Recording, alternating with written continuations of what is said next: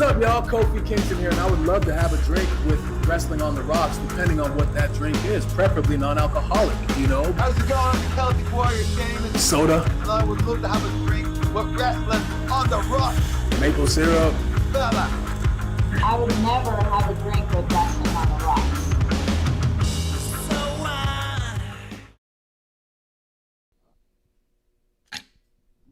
And now for your main event. It's time. Introducing Fighting. One half of the legendary podcast team, the Ironics. It's Kevlar.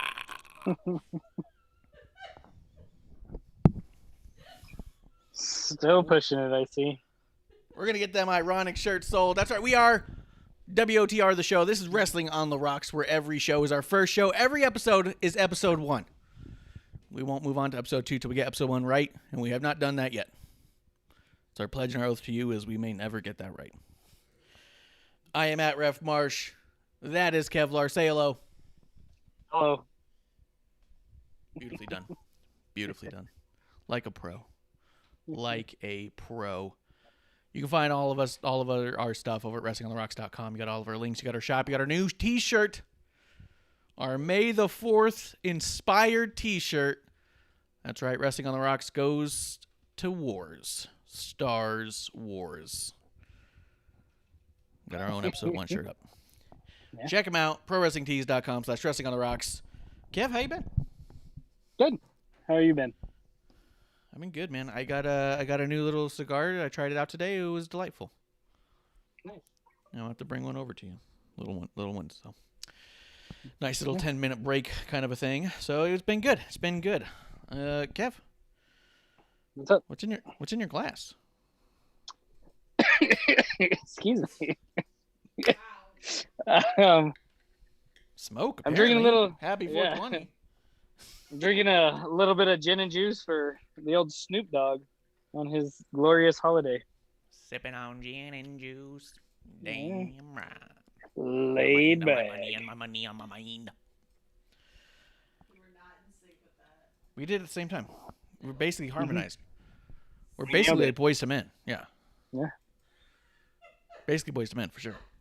I am also having a drink inspired by 420, and I am having Kraken.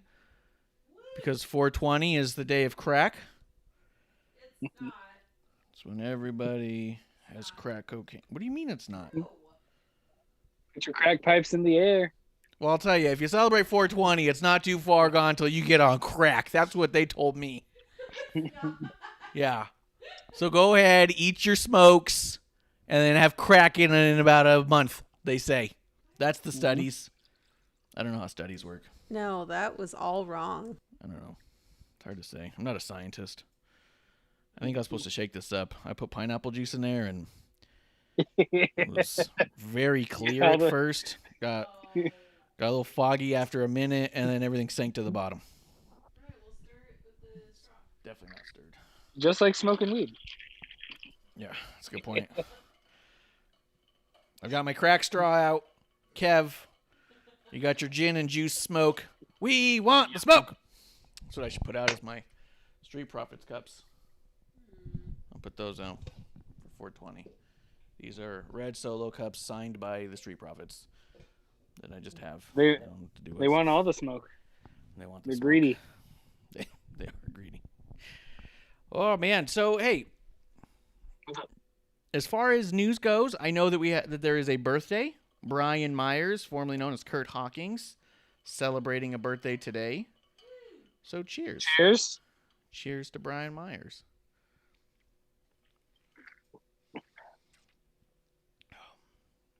You know, for something that looks a lot like mud, not bad. Looks a lot like mud. You know, try and sweeten that up a bit.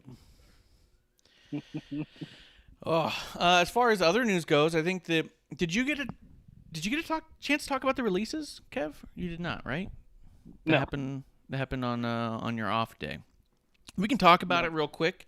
We went really heavy on a bunch of it, so we don't need to run down them all, especially ones that where you just kind of say okay. But Lee Moonlight coming through. Cheers to Lee Moonlight. Thank you for coming through. If you guys want to be part of the show, derail the show, get a cheers, get a shout out, just come through twitch.tv/wrestling on the rocks. Get us let's see. confused like potheads. Yes. Yeah. Doesn't have to be 420 for us to not know what's going on. Let's see. I'm going to run through the releases, and you can tell me when you want to talk about somebody. We got Mickie James, Billie Kay, and... Go ahead. Just with Mickie James, you know, it sucks when, like, icons get released. There's no, like, closure. You know, and I know Samoa Joe's on that list, too, and, you know, with him, I think he's got enough time to come back. But Mickie James, it's like, you know, how hard is she going to fight to try and come back, and what can she do? And this might just be the end, and it sucks. Doesn't get a farewell match, anything like that. So, especially because did she even get a match after that weird snafu with Asuka? Remember where the ref just like... She did not, and I kind of thought in the back of my mind that maybe she was off camera because she was so outspoken about what happened. She wasn't, you know, she wasn't really hiding anything. She was just saying how crazy that was, that, you know, I guess the ref messed up or whatever happened. But yeah, I don't know. It's a real bummer that she didn't get another last thing to be remembered by, because we knew she's still a gas in the tank. She looks great. That's true. It's a bummer. And we all know that how much respect Asuka has and everything, so I bet it wouldn't have been all that bad if her last match was with Asuka, if it was a good match. But for it to end the way that it did, there's got to be a little bit of a sour note on that. So yeah, that's kind of a bummer. Always a bummer. And she did come out and talk about how, you know, when guys are in their 40s, they can still go. They're praised for it. And with women, you know, it's a double standard, and it's not how it goes, which is a bummer. It's a real bummer. Yeah, I suppose. Yep. Agreed. Yep. So you got Mickie James. Did you want to talk about Samoa Joe? Yeah, I mean, I think out of all of them, that was the biggest shock to me. Yeah. You know, we kind of discussed it, you know, the other day, and I'm just wondering if, you know, his extent of his injury, and if they released him for as a active talent, because, you know, obviously we don't know what his contract is, but I would imagine he was, you know, getting paid pretty well, and they probably don't want to pay that much for a commentator. Yeah, I think that as much as we talk about how we don't understand contracts, and we absolutely do not understand contracts or have any kind of inside information or anything like that. But, you know, humans are humans. It is a business, and all money does go in and out of specific departments. So it could easily be something along those lines of, hey, he's under talent contract. Are we going to be using him as a talent moving forward? We haven't used him as a talent in like 2 years. And if they basically just come back and say we will not be using him as a talent, the rest of the conversation doesn't happen in that department. That would happen in a different department. You know what I mean? And as much as we all want to pretend that wrestling is all local businesses, WWE is not. It is a corporation. It is a business. Like, just because someone's let go and Vince McMahon's running the whole thing, I think there's a lot more wheels there. So even if I think they wanted to bring him in as just a commentator, there's probably more process to it than what we think or what we would assume. I'm not going to assume it's as easy as them just having... He walks by Gorilla and says, "Hey Vince, I'm gonna go ahead and just do commentating from now on. Just spit me that contract. We're done for." And he says, "Okay." I think there's a lot more things that have to happen, and I think that talent relations isn't the same department that deals with commentators. You know what I mean? Pretty sure it's something she wanted to say. Yeah, and people are really pissed just because they said, "Oh well, they have the Peacock deal. They got, you know, so many billions of dollars now. Why?" You know, let anyone go. But at the same time, if you're a business, you've got expenditure. You've got this, you know, how many millions or billions do the Thunderdome cost, and all those expenses that we don't know exactly. So, I mean, there's something to be said for, you know, it's like you said, a business. Yeah, there's an overhead for sure. They didn't get $1 billion and just sit on it and go, well, I don't know what to do with this now. You know what I mean? So yeah, I don't know. I wonder. The thing that I'm most fascinated about is especially with Mickie James, who had done commentary lately as well. She was on a pre-show, especially with Samoa Joe, who've been doing primarily commentary. I wonder if there was a conversation or a sit down of, hey, we don't want to use you as talent. We just want to use you as commentary. And I wonder if the response was, well, I'm not ready to sign that contract yet. You know? Mm-hmm. You just don't know. None of us know. And I'll tell you right now, no one who you listen to or read online about knows either. So They pretend. They pretend for sure. But I'll tell you right fucking now, they don't. Christian, that was his deal, right? They didn't want him to get back in the ring, and he wanted to. No, incorrect. He got cleared to wrestle. They had him in Rumble because he even came out and said that he was going to talk to them about coming online, coming back into WWE. But he also got a phone call from Tony Khan, and Tony Khan offered him a contract so fast that he just kind of just said yes. Like he'd never got the chance to even talk with WWE. So the idea of WWE like turning him down didn't happen. He even said, yeah, it just happened so fast. I was in Rumble, and within a week, he'd already signed a contract with Tony Khan because he just offered him a bunch of money real fast and said, and here's the contract. It's already laid out. There was no negotiation, no like, well, what are we going to do? It was just come over here and do what you want. And he was just like, well, fuck it. Seems good. Why not? You know? Yeah, he walked into a room, sat down, like 5 guys drew guns on him, said sign or we shoot. Yeah. That's the story I heard. Yeah. I mean, it seems plausible. I think Tony Khan runs most things that way. Yeah. Yeah. But I mean, it could also it could be any of those things, you know? They could even be having plans to sit down and talk to them about commentary. Joe was also sporadic on commentary. He wasn't just there all the time. So yeah. But I agree though. I mean, the shock is tremendous because I do think that a guy like Joe could probably be the next Paul Heyman. I want Joe. I've decided. I want Joe to go in and scoop up Ring of Honor the way that Marty Scurll had. The way that Scurll had become the main booker, who was just the brains behind, he was the booker, and everyone else had to pitch ideas to him. I want that to be Joe. I want Joe to take that spot since they let go Marty Scurll. That position is, who knows who's got it now.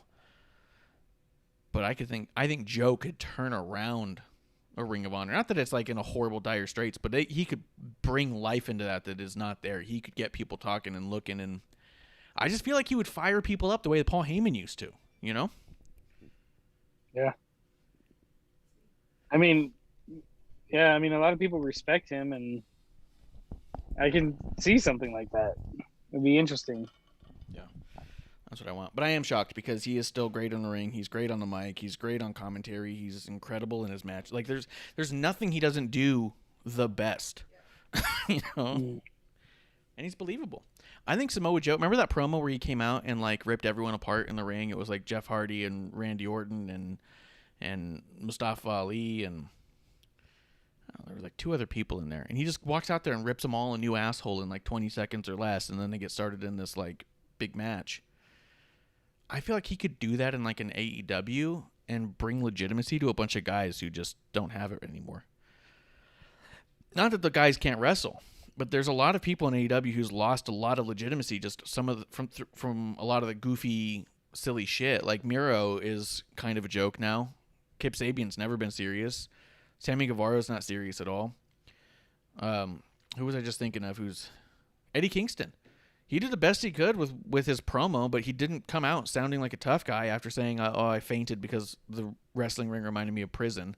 Maybe this isn't the business for you. Where I think that a Samoa Joe could come out and rip each one of them a new asshole and give them all a new storyline and revitalize them. You know what I mean? Yeah, I mean, that would be nice, but I have a feeling if Joe went to AEW, he would outshine everyone so bad that, I think there'll be a lot of stuttering and stuff like that. Like if they did like a face-to-face promo. Yeah, I can see that for sure. I mean, it would force them to force everyone there to step up or step aside, you know? Mm-hmm. So, yeah, I don't know. That was a shock. Get your participation award and go to the side. Yeah. Well, you made it. So, but yeah, Samoa Joe. Is there anything else you want to say about Joe? Just truthfully, if he went to AEW, I might consider tuning in. That's what I thought too. I was like, oh shit. Let's see. Chelsea Green, Tucker. Couldn't stay healthy. Yeah.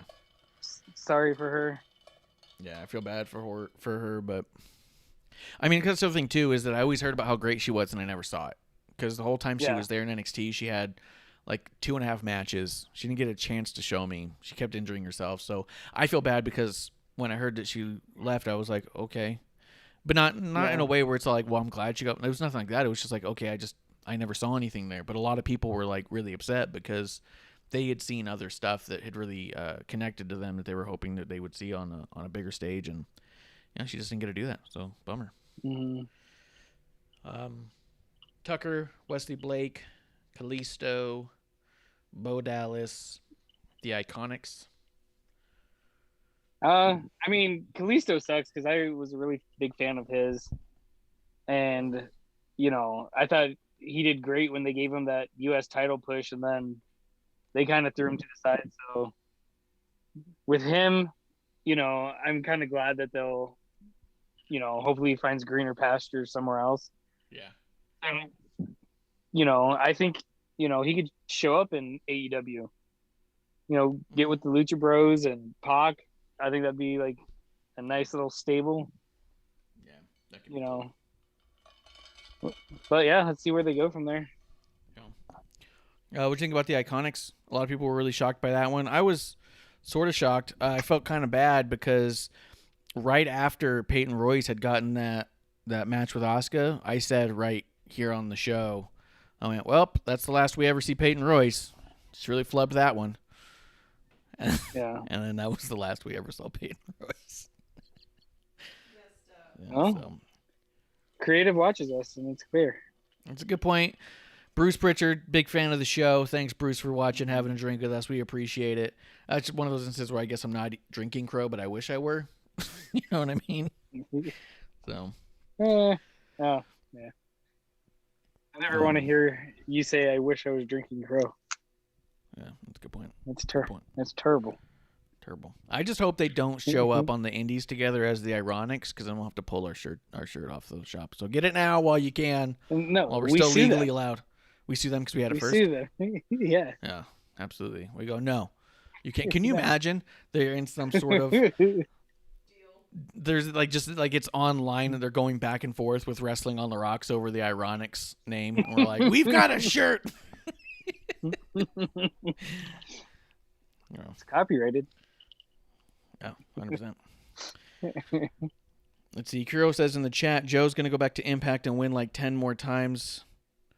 Best Styles record, and then leave and get WWE to hire him again. No, wouldn't shock me either. Yeah, but see, I want him. Like, I just don't want him to go back to Impact, do the same thing, and if he got ultimately, I do want to see him back in WWE, but I just I don't know where he goes. I was thinking Impact too for a while, and he's familiar. Impact's all wrapped up with AEW now too, and they got that match coming up where Kenny Omega is probably going to beat Rich Swann and unify all those titles for whatever reason.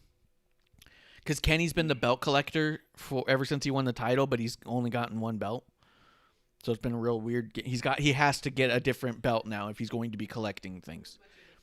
Yeah, you can't have one thing and be a collector. Yeah, you can. You start somewhere. Yeah, but you're not known as the collector yet. You don't buy one pop and one goes, have you seen that new Funko Pop collector? He's got one. Everyone's talking about him. Finally, yeah. He's the one who's going to collect more Funko Pops than anyone. I mean, but he's got if just one. He's got just the one from Walgreens, but if it's as prestige as the AEW World Title, the one is the best one. Yeah, well, that's what I did. That's why I said it had the same prestige as the AEW World Title, so I said Walgreens. Yeah, that's why I said that. I here's the thing I think, and I'll say it because no one else is saying it. I wonder if we actually ever see Bo Dallas or Billie Kay again. If I'm Billie Kay and I'm thinking about my career and my dreams, and I mean, I don't fucking know her career and her dreams. So this is as bullshit as it gets, guys. But if I'm thinking of Billie Kay, the way that she's talked about in interviews, her dream was to get to WWE and have a big moment at WrestleMania alongside her best friend Peyton Royce, who got into the business with her. And they did that. They won the women's tag title. But they're the second team to ever do it. And at WrestleMania, the first team to ever win at WrestleMania. And they did that. Only team, right? Actually, I think as of right now, yeah, they're the only team to ever win it at WrestleMania. So I don't think that's not to say like, well, your career's done. It's all downhill from here. But at the same time, I don't know. Do you want to stay away from home to not be in the place that you were at, which was the dream all along? How much do your dreams shift? Like maybe she goes back to Australia and trains. Maybe she teaches people there. Maybe she opens up a school in Australia because of how hard it is to get places from there. You know what I mean? Maybe she becomes that bridge, which could be amazing for Australia. I just don't know. I don't see her, from what I've seen on her social media and stuff, be that attached to America as much as Peyton is. In the fact that Peyton's definitely got like a family started here and a home and stuff, and Billy just seems to kind of be around sometimes and talks about home a lot. So I just wonder, maybe she's homesick. Maybe she just takes a few years off and comes back. I don't know, but I do wonder. A lot of people are talking about them as a unit, and it makes me wonder if we'll actually see them as a unit, you know? Yeah. I mean, I would imagine them, going someplace together. But I don't know. I think her easy move is to AEW. Yeah. And yeah, I don't know if they want Billy there or not, or vice versa. If Billy wants to go there, or she does want to go home. Yeah. Yeah. I just don't know. I just don't think it's as easy and cut and dry as the internet likes to pretend everything is. Well, obviously they're going to go somewhere together. Well, obviously they might not. Fuck. Humans are complex. Here's my biggest gripe with the internet wrestling community at large. Twitter. Kev. They don't understand that there is human complexities at play. And the emotions and the mistakes and the decisions are all based off of the complexities that is the human condition at all times. Everyone goes, well, obviously everything's just this. I'm like, fuck. Yeah, nope. Life is just ones and zeros. Yep, just ones and zeros. Are you doing it or not? Yeah. What do you mean you don't know? What the fuck do you mean you don't know? Canceled. It's just all, I think, more complex than they say. And that's all I was pointing out about Billy and Peyton is I don't know that we actually do see them move on together. I think we could easily see Peyton show up for a few years by herself, and maybe a few years down the line, you do see Billy pop up behind Peyton. Are they? Will they? Won't they? I don't know. Who knows? Oh, my God. You never know. You never know. There's a lot of complexities, a lot you could do with it. And I want what's best for all these people in general. Of course. I don't think it's a massive tragedy, the way people are saying. They all had a shot. They all should have saved money, and I hope that they did well. They all made more last year than I made, so except for Tucker. I wish him all the best, except for Tucker. Yeah, Tucker's from ASU. He can go straight to hell. What? Yep. Boo! Bear down, Arizona. Go to hell, ASU. What? That's how the song goes. Tucker's just another ASU grad that's going to be asking me if I want my fries supersized or not. They should have seen this coming with Tucker. He graduated from ASU. None of them succeed. Yeah. None of them. If Tucker was a Wildcat, he'd still be there. For sure. He put Arizona on his resume and covered up the state part. Yeah. They're like, graduated from U of A? Gronk. Future Hall of Famer. I don't think he graduated. I don't think he graduated. He definitely was on that team, though. He was on the U of A team. He may not have graduated. They may have just plucked him out. But I'll tell you, if there's any school he could graduate from, it's fucking U of A, guys. I've partied a lot down there. They let shit slide.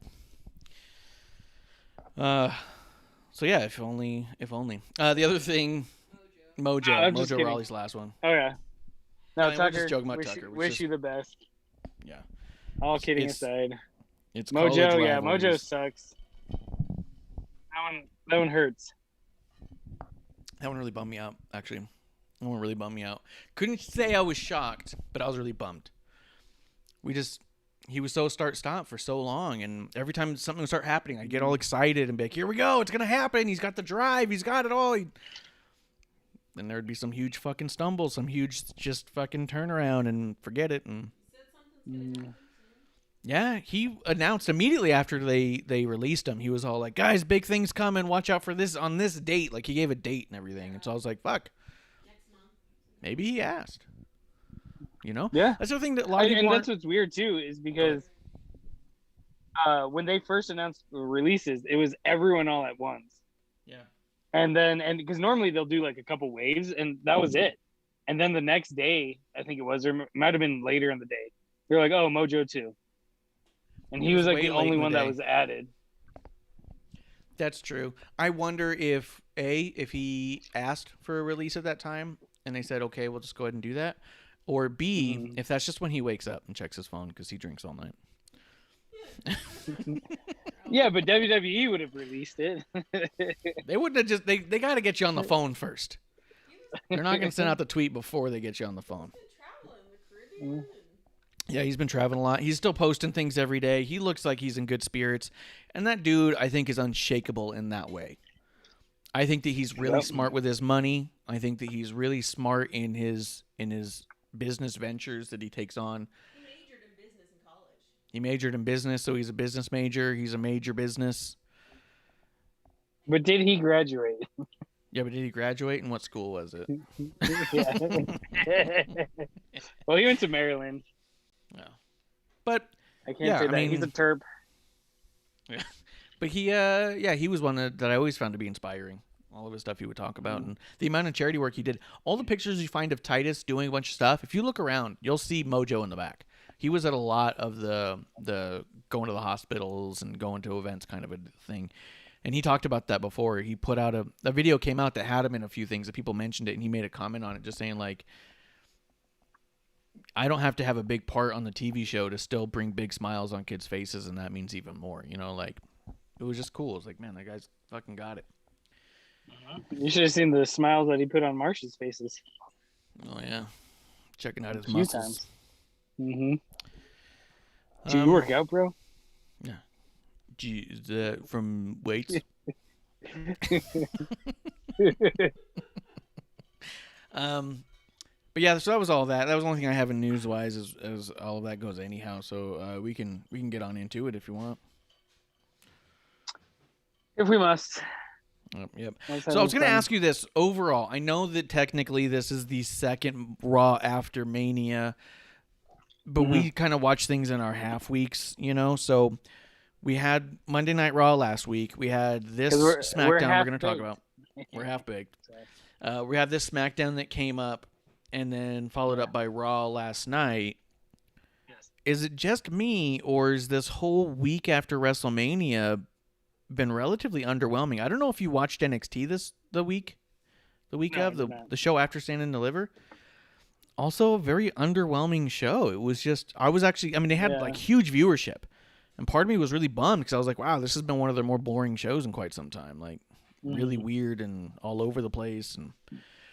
But ever since after Mania, this has felt like a really slow going, and I usually feel that coming out of WrestleMania, it really feels like they crank it up a notch. This feels like they dialed it down and just said, okay, let's just coast for a bit again.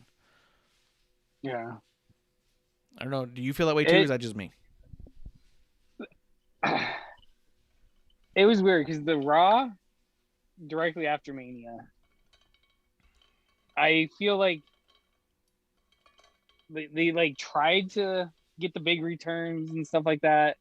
No, they did. And well, I mean with Charlotte, because they kept saying that was her big return. Ugh, she was gone for 2 weeks. I know.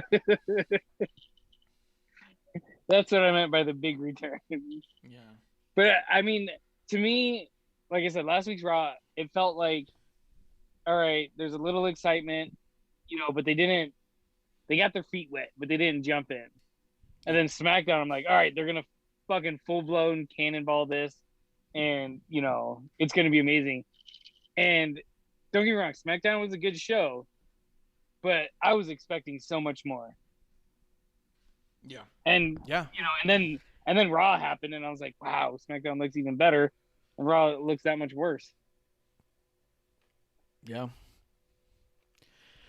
Yeah, I really didn't feel like it was much of anything. The NXT had Frankie Monet debut, formerly known as Taya Valkyrie, which is an exciting debut, but the actual segment in which she debuted was really flat. She just kind of came out when Raquel Gonzalez was like holding up her title, and Dakota just talks about how great Raquel is, and then Frankie comes out and just goes like, all right, I'm here now. You're the champion. I'm going to come after you. I'm better than everybody. And then like walks away. That was like really, there wasn't anything about it. There was no moment where it wasn't like, I mean, even when LA Knight showed up on the takeover and cut that 30 seconds on Sam Roberts and just talked about Here I Am, that video was circulating. It was around. People are like, yo, are you seeing this? This guy's good.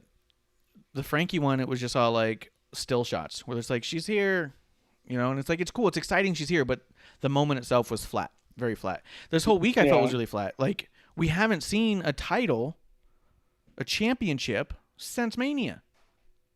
Just flat out. We haven't seen any of them. We had Karrion Kross open up NXT and walk away. Bobby Lashley hasn't even been on Raw the past 2 weeks. Who's your Intercontinental title holder? Apollo? We saw him cut one little promo on Raw last week, but nothing this week. That just announced his whatever he called them. Yeah, he announced Commander Aziz, but that was it. I mean, the tag championships, we haven't seen AJ and Omos. The Dirty Dogs, we haven't seen since they defended, or was that this SmackDown where they defended it? They did it this one. Okay, so they were there. So that's the first title. Sheamus this week on Raw, Sheamus had his US. Yeah. Humberto. Roman showed up, but did what he always does and kind of cuts a promo and leaves, and that was fine.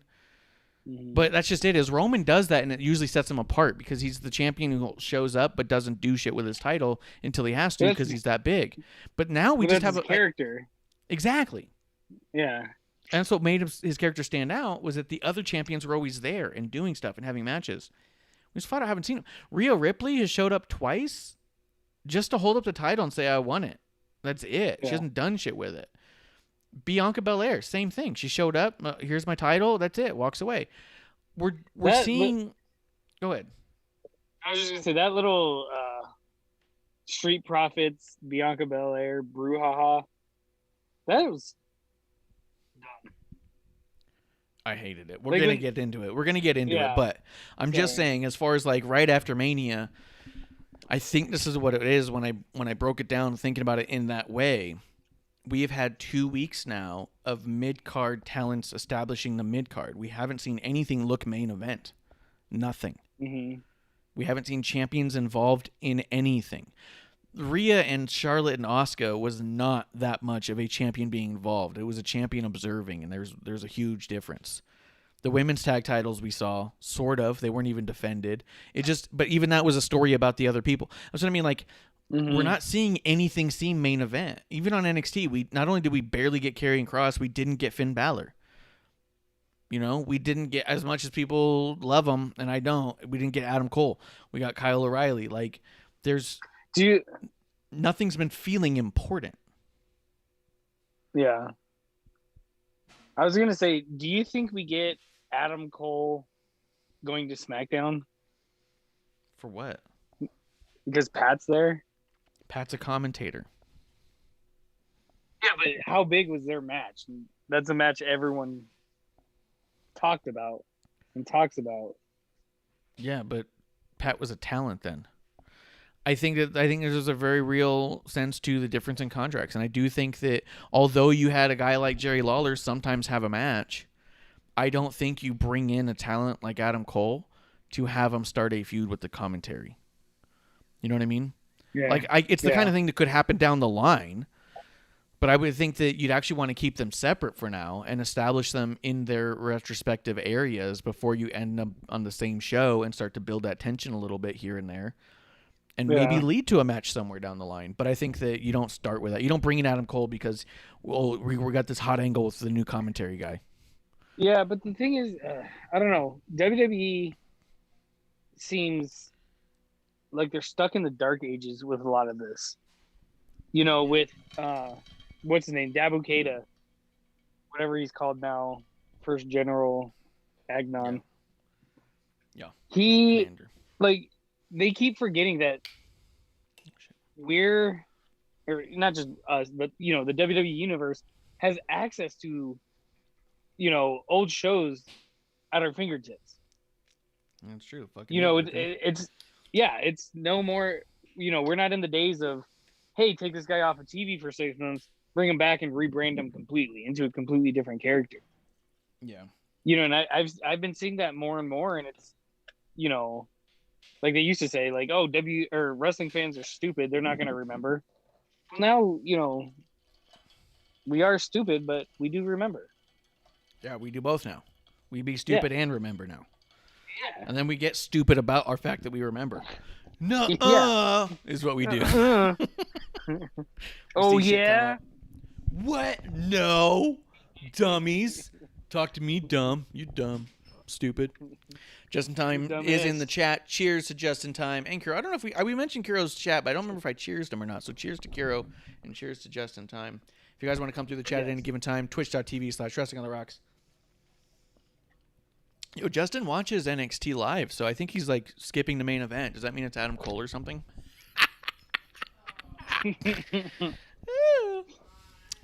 Just fucking goofing. He does say Monday Night Raw is mainly a complete disaster every week. Here's the other thing that I've been doing. Before the show, as I get my notes ready and stuff, one of the things I've started doing is been putting on either the Raw or the SmackDown or sometimes both throughout the day so I can kind of re-watch it. Raw is an easier rewatch than it is a first watch, which is a weird thing.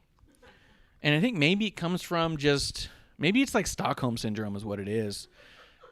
As I'm like, well, I already know it's going to be horrible. I guess I'll just piece together the good bits, you know? Here we are. Let's do it. So, but maybe it's what it is. But I will say that I think this Raw was better than last week's Raw, but I think last week's Raw was kind of bad. I think their focuses are split, though. I think their focuses are not in the right spot. And let's get into it. I mean, so we've been talking about the overallness of it all.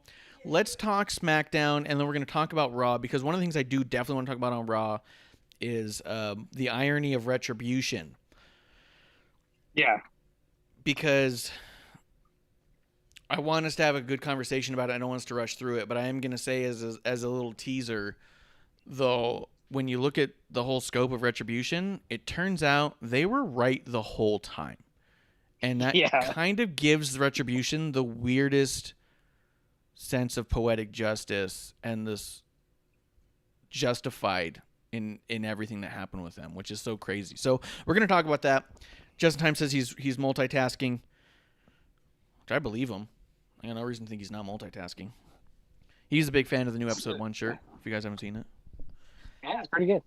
What do you think of the video, Justin? I put a lot of time into putting that video together to make it actually the Star Wars beginning. It was a lot of fun. Producer watched it, and she said, it's long and boring. And I was like, well, it's a minute and a half. She said, can you cut it down to like one picture, maybe? And I was like, well, have a picture, but this is a video. She said, it's long and it's boring, and there's nothing happening in the middle. And I was like, look, I worked on it hard. She goes, you're fat and stupid. And I was like, well, you win. You win this round. I mean, you say that every day, so I believe it.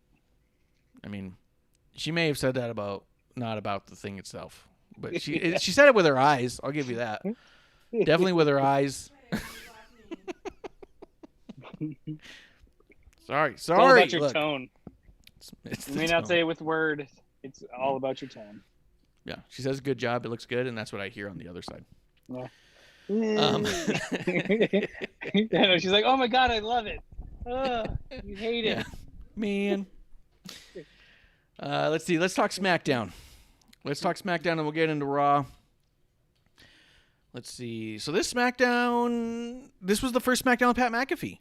I did wonder that too when I was looking at it. So we got new commentary on Raw, new commentary on SmackDown, and part of me felt like, are they like really slowing down these shows right now to like give the commentary like room to learn? Like, are they trying not to surprise them with stuff? Like, it seemed a little bit like they've turned it into a training ground. So we have Adnan Virk now on Raw, and we have Pat McAfee on SmackDown. People are already calling Pat McAfee Mr. Friday Night. They're saying he's good for wrestling. So That's words right out of my mouth. yep. I was thinking the same thing verbatim. How weird is that? Mm-hmm. As he said it on SmackDown. Yeah. Like, oh my God, that's exactly what I'm thinking right now. Yeah. How did he know? How did he know I was going to think that same thing? Yeah. So we have McAfee and we have Adnan Virk. Let's start with McAfee and then we'll get to Adnan Virk when we get to Raw. What did you think overall of McAfee? And he's in my notes. I've brought him up a number of times, so we're going to be getting back to him as well. So you don't have to like dump it all if you don't want. But McAfee on SmackDown as a commentator alongside Michael Cole. What do you think, Kev? Go. You don't want a big dump, just a slight trickle. Yeah, just a prairie dog. Just boop. But no, I didn't. You know, I stay off of social media, not on purpose, but I do. And because I asked Marsh, I was like, "Hey, you know, did they announce it before?" And he's like, "What'd you say? A couple hours before they announced it?" But when I first think it was a couple saw hours. it, yeah, when I first saw McAfee there, you know, I was like, "Oh shit, this is awesome! This is great! I loved it," and I thought he did a good job. You know, it sucks because when you go in to something, you're immediately compared to somebody else that's going in at the same time. You know, whether it's in sports or just whatever. So Adnan Virk, like, I almost feel bad for him because you can tell McAfee, you know, and he says it all the time that he's a lifelong wrestling fan and he's passionate about it. So it sucks because right now the only thing we have to go off of is to compare the two. Yes. And, you know, McAfee's amazing. And, you know, Virk, I like him a lot. And he brings some more legitimacy, like play-by-play. Yeah. But when you compare the two, you know, I feel bad for Virk, like I said. It makes him look kind of bad. Yeah. Because, you know, you can tell he's almost on-the-job training. Yeah, he definitely comes off like he's training in a way that Pat does not. Yeah. Yeah. I mean, not only is Pat a lifelong fan, but he's like a lifelong obsessive fan. Like, he watches all of it. Mm-hmm. And you can tell. Adnan, I think, because what I've heard about him is that he's mentioned wrestling before and has talked about always being a fan. But I feel like he's probably more of a casual fan, where he enjoys it. When he sees it, he's having fun. He loves to watch it when he gets to watch it. He doesn't watch he's not everything. DVRing it and making sure he's up on every segment, every episode. Yeah, exactly. That's what I think. I think he likes WWE product in general. I think he'll probably watch pay-per-views when they come through, or always catches WrestleMania and, you know, always likes it. Like, I feel like that's the type of fan he is. And there's nothing wrong with that type of fan, but it does mean it's going to be a struggle when you're commentating, though.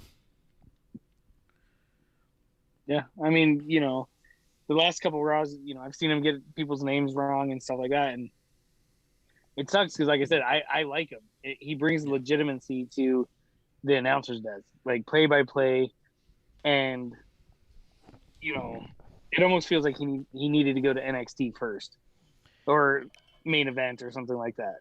Yeah, I think he needed to be on a less televised thing first, because I agree. Mm-hmm. I do think Adnan Virk's tone and his delivery is fantastic.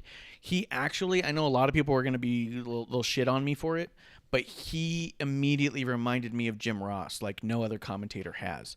Not that Jim Ross and him are the same, because they are not. But in the way that when I was younger and I tuned into wrestling and Jim Ross would be announcing, it felt legitimate. He was part of the reason I was able to fall in and think of this as real. Just the way he delivered it was like a sport. That tone is exactly what I get from Adnan, which other wrestling announcers don't give. The other wrestling announcers all kind of fashion themselves in one variation or another, kind of off of the Vince McMahon way of this is what wrestling announcers sound like. And he's up and he's over, oh, what do you know? That kick out. You know what I mean? Yeah. Where the ESPN type, the football guys, like Jim Ross started in football, it's going down the middle doing this. And it's like, oh, did you notice how this? Oh, when look at over here when he comes over, the guy comes around. Like, they really break it down a different way. and they want to get the information correct. So they try to give the names of the moves and stuff. So I really like Adnan's sound. I like his tone. I like his delivery. I think that if he had the right knowledge behind him, he could be on par with Jim Ross someday. I think it's possible because I think he has that background. I think it's going to be a hell of a lot of struggling, growing pains to get there, though. Like, I'm not saying he's there now by any means. Yeah. Yeah, and not, you know, I just hope they have the patience with him. I don't hope, you know, I don't want them to put him on for 6 months and be like, you know what, you keep messing up, you're done. Yeah. You know, although, yeah. I agree, but I do think that Pat McAfee was really good. He was hysterical. He was excited about what he was watching. Justin says it's crazy. Said during an interview, or Pat McAfee said during an interview, it was actually his own podcast. He just mentioned it, but he said that he thought he stunk on Friday, and he said he definitely didn't. And I agree, he did not stink. I thought he was amazing. Yes. And he was cracking me up. He's incredibly entertaining.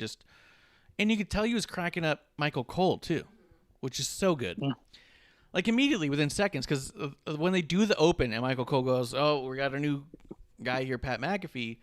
Pat just turns to Michael Cole. "I'm so excited to be here. It's a dream come true. People are already calling me Mr. Friday Night. They're saying I'm good for wrestling." And Michael Cole puts his head down because he's just already laughing so hard. And it's like, he's just so good. But as he's saying that, he goes, "But it's not about me right now. It's about the big dog. It's about Roman Reigns. As he comes down to the ring, let's see what he's coming out here to let us know." You know what I mean? He did a great job of like teasing that he's full of himself, but also being like, "But I know I'm here for a different thing." So fucking good, man. Yeah, he's so good. Let's see. So it did open up with Roman Reigns though, and he came out to the show. He cut a really good promo with Paul Heyman. They kind of went back and forth. Roman keeps talking about stacking them and smashing them, gripping them and ripping them. Just another slipping them notch and in his tipping them. belt. Yep, another notch. Notching them and gotching them. You know what I mean? He treats wrestling opponents the way that Waffle House treats hash browns. Ooh. I want them stacked and capped. Drizzled and grizzled. Yeah, he would stack them and smash them, he would say. Throw them and fill them. Yeah. Thrown and flown. Yeah. It's all right. Anybody who's listening who's been to Waffle House more than twice is going to be like, that's good. That's a good one. But they did that really good promo. And then so they do this thing, and Roman's all like, "Don't nobody want me." And then he gets ready to leave. Cesaro comes out. He smiles at Roman. It looks like he smells in his hair. He takes a kiss of the belt, just kind of kisses it, gets real close, goes back up and nuzzles Roman's cheek a little bit, goes to get a microphone. That's how it looked to me. I don't know what your angle was, but that's how it looked from my angle. He goes to get a microphone, and Roman's leaving. He just leaves, all of them. They go, "We're out." And then Cesaro doesn't even say anything. He just goes, "Oh, fuck it," and drops the mic. I was like, what?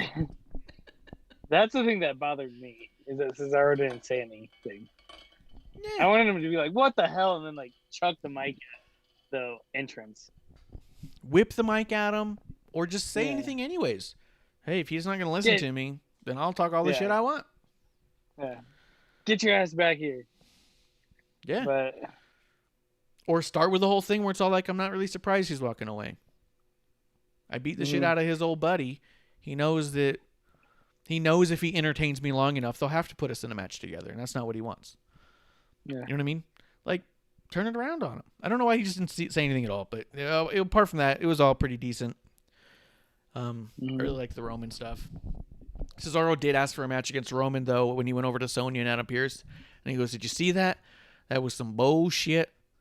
And Sonya goes, "I saw it. It was fine." And then he's all like, "I want the fucking match." And then she's like, "I'll see if he wants to." Like,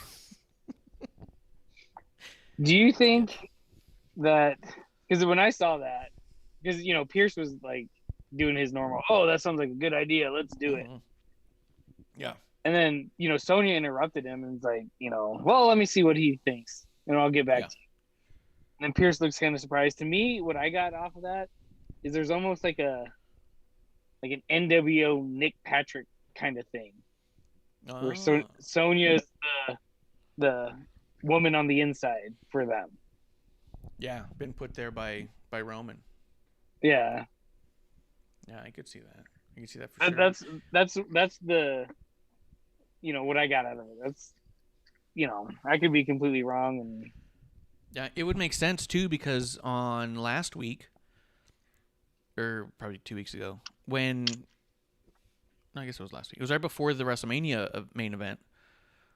Sonya was back there with Adam Pearce and said it was some bullshit you made that a triple threat. That brings the odds against Roman. And I think that's some bullshit. And Adam's all like, I think that it makes total sense. And she goes, "You're a dumb piece of shit." And she kicked him in the nuts or something. "I hate you. You never let me have fun." She runs away screaming, goes to her room. Yeah, slams the door. Slams the door. Starts blaring Michael Jackson for no reason.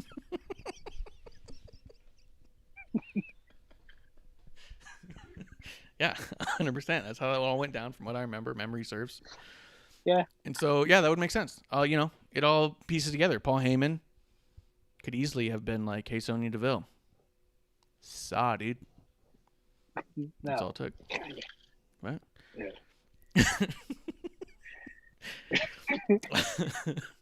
So they go ahead. They do that. Let's see. We had Rey Mysterio versus Otis. This was really cool for me, the intro, because this was a time that I thought Pat McAfee shined. During this intro, Rey Mysterio is coming out with Dominic, and Pat McAfee mentions how people speculate that LeBron James is not retiring because he's trying to hold on long enough to be able to play in the same league along his son, which I forget his name. I think it was Brian. Well, no, it's LeBron. I think it's LeBron James Jr., but they call him Bronny. Bronny, yeah, and he even said that, Bronny. Yeah. And he said that he goes, "That's how rare that is in sports for this kind of thing to ever happen." And so he starts talking about how cool it is for Ray and Dominic to be working together because you don't see that in sports a lot. So I loved that aspect of it. He brought literal basketball information over and equated it to what's going on in wrestling on the same level. That's the kind of shit I'm expecting out of Adnan that I did not get. But I love that. I wanted the baseball for you get LeBron James. I wanted the Ken Griffey Jr. and Ken Griffey Sr. reference because they had baseball cards. Yeah, they both had baseball careers. They both played, and they were both on the Mariners at the time. Oh, wow. And in one game, they actually hit back-to-back home runs. That's cool. I think Senior went first. He hit a home run, and then Junior was up next. He hit a home run, and it's like, holy shit! Like that's amazing. Every dad in the crowd just starts crying. Yeah. That could have been me. Yeah. Looks at his son and just slaps him in the face. "You little fucking brick."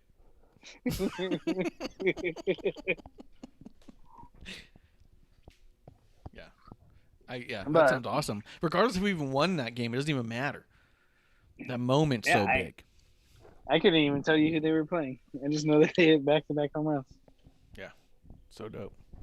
I thought it was a really good match. Let's see, Ray got the pin. Oh yeah, Pat was also mentioning. See, he throughout the night he kept bringing this back to a thing. During part of the match, he mentioned that there's a 155-pound weight difference between the two of them. It wasn't just like, hey, this guy's bigger than him. Hey, this guy's got the weight advantage. He said there's a 105-pound weight advantage on Otis's side. Rey Mysterio is going to have to lean into his speed to knock the big man down. Like, he went with numbers. I loved that. Yeah. All right, well, but it was a really good match. I liked it. Yeah. I like what they're doing with them. I don't know where the story goes or why we're doing the story, but I'm loving it. But again, this part of this felt like, hey, are we just like doing a thing where we're letting Pat McAfee train or something? Let's see. After this, we had Paul Heyman promo. Oh, and this was the time where I started writing it down because at this time, it became the third time that they showed the UFO that Cesaro did on Seth Rollins during WrestleMania. And they said, this has been being called the most amazing WrestleMania footage in the history of WrestleMania. And Cesaro doing that fucking swing dance move with Seth. I mean, it's very impressive and it's badass. Yeah. But they were playing it up a bit much. Too much. So I remember they kept showing, highlights from WrestleMania here and there. And then they're like, oh, we're going to show you the greatest, what people are calling the greatest moment in WrestleMania history. I was like, oh, cool. I was like, maybe I missed something. Did I fall asleep? Yeah. I don't know.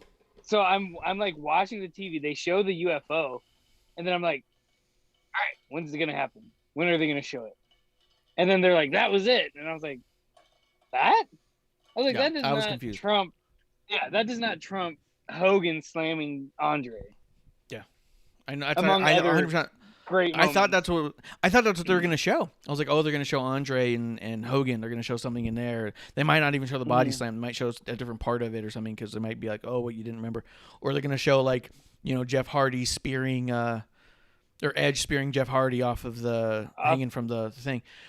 I thought they were gonna show something like that, but then they showed Cesaro, and I just was like you. I kind of zoned out. That's why it took me till this point where I wrote it down. I said they've been showing this a lot. Yeah. I think this is what they're talking about. Yeah. Strange. But like I said, I was like a little kid glued to my TV, and I'm like watching it. I'm like, oh, show it to me. And then it wasn't until I sat down and realized that's what they were talking about.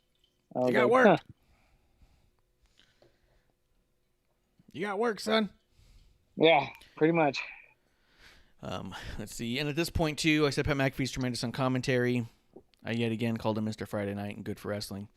Let's see. We had a Sami Zayn promo, which I thought was really good. He comes out and he was talking crazy. He looked more somber. He didn't have his crew with him with the video. And he was like, I was really distracted. I'm like thinking about, Logan Paul and what is he thinking and what does he want, this and that. And he goes, of course he couldn't. And he's all like, calls out Kevin Owens. And he goes, but he's not going to come out. Of course he's not going to come out. And then the music hit. He comes out. And they had a fucking badass match, dude. They had a great fucking match.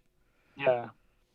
And what was crazy good about it, in my mind, I'll see what you think, a good chunk of this match became that Sammy had almost physically just given up, to a sense. He was just getting beat up after a while.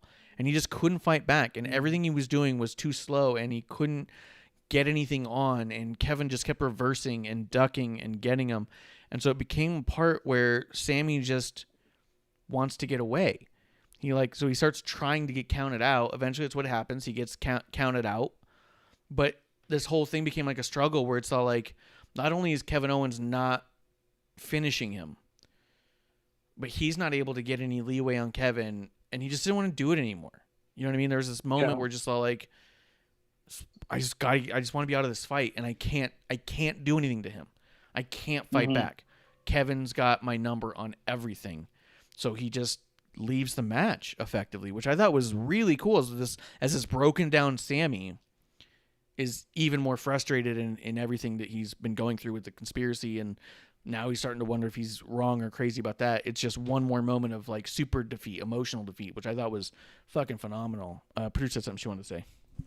Oh, their chemistry throughout this whole story has really reminded me of like a bigger and a smaller brother. So like Kevin's oldest and then the middle is what it reminds me of like, okay, you can keep fighting, but I'm just going to keep winning. And, just that frustration of the little one just being like, but I just want to, that's what it reminds me of the whole time.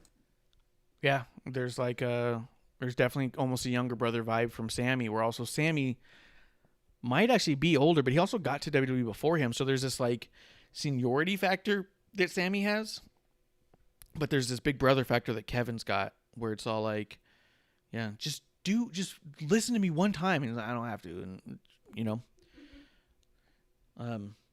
but yeah, I thought that was great. And then KO gets frustrated, drags him back in the ring, gives him the stunner, and then leaves. And that's that. What do you think about all this, Kev? I thought it was pretty good. I thought this would have been a better moment that Mandy and Dana did last week, where Sammy's just, it's not worth it. It's not worth it. Yes. And started walking away. But yeah, I mean, it looked great. the match was awesome, and I'm just wondering if this is like the end for now with them. I wonder. I think it's very possible. They take breaks a lot with their storyline, and I think they've also mentioned it 100 times in their interviews when they're not feuding and they're not together, and people say anything, or they'll even sometimes just be asked, "What do you think about what's going on with Kevin over there?" And he'll say something like, "One thing's for certain: when it's Sammy and KO, it's never over." And they've said that 1,000 times over every single year that they are apart, whether they're not teamed or whether they're feuding. They go, when it comes to these two, it's never over. And I honestly hope that they retire each other at some point. You know what I mean? Like do an end of an era type match like the Undertaker Triple H had with Shawn in the ref part. Yeah. Do something like that where it's like this is like the final time. You know, one more round and it's both of them and they both stand up at the top of the thing and kind of bow, almost like a Rock and Cena thing, except at the end of it, instead of how Undertaker continued and how obviously Cena continued, I could see them going out together and being like, this is the button of our story. You know what I mean? Which could be amazing. And then they become coaches and teach everyone how to be amazing. But then you can't, I don't know. That'd be, like, don't get me wrong. I would love for them to go out on top, together. Yeah. But I'm just thinking of the finish. You have like a double pinfall or a double count out? No, you don't make it a loser leaves town match. You just make it like a one more round type of just a thing. You just bring the story to a hill. Yeah, but what I'm saying is I don't think you definitively put Owens over Zayn or vice versa for their last. Maybe you do. Maybe for the very last one, Sammy goes over because he's won very little against KO. Maybe the He whole finally thing is he finally wins. gets he finally gets one over. You know what I mean? And it's possible. And I mean, hopefully we are years and years away from that conversation, anyways. But their story is just so poetic and so good that part of me just thinks of it long term and just goes, man, I hope in a few years, like however many years they want to go, I hope at the very end they challenge each other to some fucking Hell in a Cell. This is it. One final blow off. Never again. Sort of like how at this point Triple H's last match was against Batista in his last match. Mm-hmm. If Triple H never comes back, that was his last match, and it was a match that ended someone else's career. Like, there's nothing wrong with that, I don't think. Yeah, but Triple H will be back. He'll be back. But that's what I mean at this point, you know? But, yeah. So, I just think that those two are so good and work so well together that you could go that route. That's all. Mm-hmm. I don't know. Anything else you want to say about them? I've been gushing over Sammy for a while here. I just got a real thing for Sammy. He's got a new T-shirt. Yeah. Someone did a drawing of Sammy doing the crazy weird dance when Logan Paul came out, and he turned it into a T-shirt and put it on his ProWrestlingTees.com. If you go to his site, or even if you go to Becky Lynch's Instagram, she's posted it there too. The proceeds go to his Sammy for Syria. So it's up. Just pitching it. Anything else you want to say about that, Kev? Nope. Damn it. Nothing. I hate Kev. You asked me, I gave you my response. I know he gave me a response. Let's see. After that, this is where we got Apollo Crews with Commander Aziz, and it's just a little promo where he says, "This is my dude, Commander Aziz," and that dude just kind of growls. He's a fucking impressive guy, though. He's huge, but it is a little weird they're giving him this whole story. And I'll give you this: the only time we saw him before really was in Raw Underground. And there was very little story in the Raw Underground. It was just, here's this big monster that Shane McMahon has. Who's to say he wasn't part of the Nigerian Guard at some point? And Shane scooped him up for Raw Underground. Name. I mean, he could have been a commander. And Double Kato could have been his nickname. I just thought they really wanted to get away from Raw Underground. That could be. They could be trying to get away from Raw Underground. I mean, I hear you. Commander Kato. Yeah. I don't know why they didn't go with just that, Commander Kato. Maybe because it's too many Ks.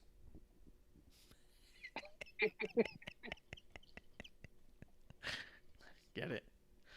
I don't. Yeah. I don't know why. Maybe because of Cruz. Maybe they're trying to get away from that hard sound. Maybe too much alliteration there. But Yeah, you got Commander Cater and Cruz, like Yeah. a lot of K's. I mean, so we are retarded wrestling fans that can not pronounce our words. So yeah, we stumble over stuff anyways. So it's tough enough just talking. Mhm. So I don't know. I don't know why they changed his name. I know a lot of people. I think too many people are focused on the fact they changed his name. Than I think the fact that his name changed. Like it's not that big of a deal. I don't think. Is that just me? Yeah. Like I said, back in the day, it's one thing, but now it's like, like I said, we can pick up, 2 clicks, and we can see him in Raw Underground. Yeah. And with social media and everything like that, I think those days of quick name changes and stuff like that are gone. Yeah, and I also think that it's different than just dropping a first name. Like going from Matt Riddle to Riddle isn't a big deal. You know, going from Big E Langston to just Big E is also not a big deal. Yeah, but I that's think fine. actually changing Dabo Kato to Aziz is a bit weird. Yeah. So I'll give you that. But, yeah. Let's see. At this point, this is where we got the Street Profits coming out and being way fucking annoying. Let's see. I always have to mute, but that's just me. I was fast forwarding through them. Did they have a fucking match? Yeah, here it is. Yeah. This is some stuff. So they did this whole fucking thing. I actually started fast forwarding. They were talking. It got so annoying. I fast forwarded until Bianca came out. Yeah, they stuck around with Bianca for quite a while. Yeah, she cut her promo, which was just I fast forwarded until because they had that video package of Bianca winning and everything, and I thought it was awesome video package. Loved it. She came out and she just did a solid babyface promo, but it was again just I did this for you. I won it all. We did it together. Yay team. So it was just again another static moment in the week after WrestleMania where it's like the champions are just saying I'm a champion and leaving. Yeah. And no one's coming out saying fuck you, dude. I beat you back when, or I did this, or causing up any stirring. It was just this weird slow week of every champion either taking the week off or coming out and just waving to the crowd. Mm-hmm. For no fucking reason. Like, I don't need a promo saying, yep, I'm champ, definitely champ. I'm going to say the champ because I'm a champ, I'm good. Okay. It doesn't do anything for me. Like, it's nice, but it doesn't do anything. Yeah. Well, then the whole Sasha thing where, they interview her and then she doesn't say anything. She's just mad and storms off. Yeah, that was my note. Sasha huffed off. She just and leaves. That's it. Like, I can understand them wanting to progress the story. Let's do this again, if you will, on WrestleMania Payback, which I still hate that name. But once again, it didn't get me excited for a rematch if that's where they're going with it. It didn't. Yeah. It was just Sasha's frustrated because she lost one night. Bianca's out there smiling and kissing babies. Okay. But no one said or did anything about each other that was in any way like there's a grudge here. It was just like, I guess we might revisit that. Like, I don't know. And then after that, we had the most impressive moment in WrestleMania history again, and it was Cesaro doing the UFO again. And then right after that was followed up by Bayley doing a promo in the back saying she was going to restore some dignity to the SmackDown title, and the only way that was going to happen was if she takes the title off Bianca. And that was a pretty solid promo. That was the closest thing we had to progressing a storyline that wasn't just, waving and saying, still doing it. So I like that. Good on them, but it was, well, and see, to me, because once again, Payback has always been, let's revisit some of this WrestleMania stuff. But I don't know if it's just them calling it WrestleMania Payback that feels like we're just stuck, 2 weeks ago, and we're, slowly moving forward, a month later. You know what I mean? Yeah. I hear you. I do think that Backlash has always been WrestleMania repeats. It's always been, hey, we did WrestleMania, we had all of our moments, but now's the time where we either say if we're sticking to our guns or or if we think we hot-shotted it and we're going to pull back. So I guess this is where we really see the pivot in where we're going to go in the next year. Are we sticking with it? Does Drew retain and we say, hey, he's our champ for a while? Or does Drew lose right away and we say, yep, we just gave him that moment, but that's all it was. You know what I mean? Like, Yeah. that's And the kind of thing we always see at Backlash. the other thing I was going to say real quick is, wasn't like a few years ago, wasn't the draft right after Mania? Didn't they start, or the shakeup? Didn't they do It that was- like the Monday after Mania? It was usually like a Monday or two after, but it was usually like they'd been announced the day after. They'd be like, it's coming up and here's when. But it was like 2 weeks later because they would do the Raw after Mania and then they would right after do it. So I do think that we're at a point where they haven't mentioned it and it's really weird.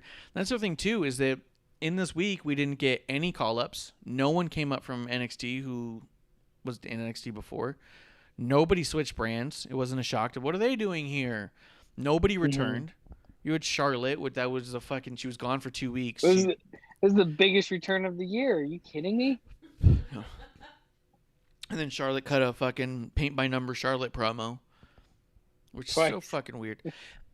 Twice, and then we'll get to that. I'll talk about it. Yeah. Everyone loves it. And they're like, this is real. This is the real. I've heard probably 5 or 6 people say, like, I think we really got into Ashley Flair now. It's not just Charlotte anymore. Like, we're getting deep. And I was like, she cuts the same fucking promo every year. Anytime she's not in a main event, anytime she's not in a title match, this is the promo Yes. she cuts the night after. That's it. Yes, and it's funny because we talked about it before. I don't know if it was on a previous episode 1 or just bullshitting around fire pit, but I remember you told me that Charlotte's nothing without the title. Her character isn't anything without a belt. Yeah. And I was like, well, no, there's this and that, and these last couple of weeks have just proven it.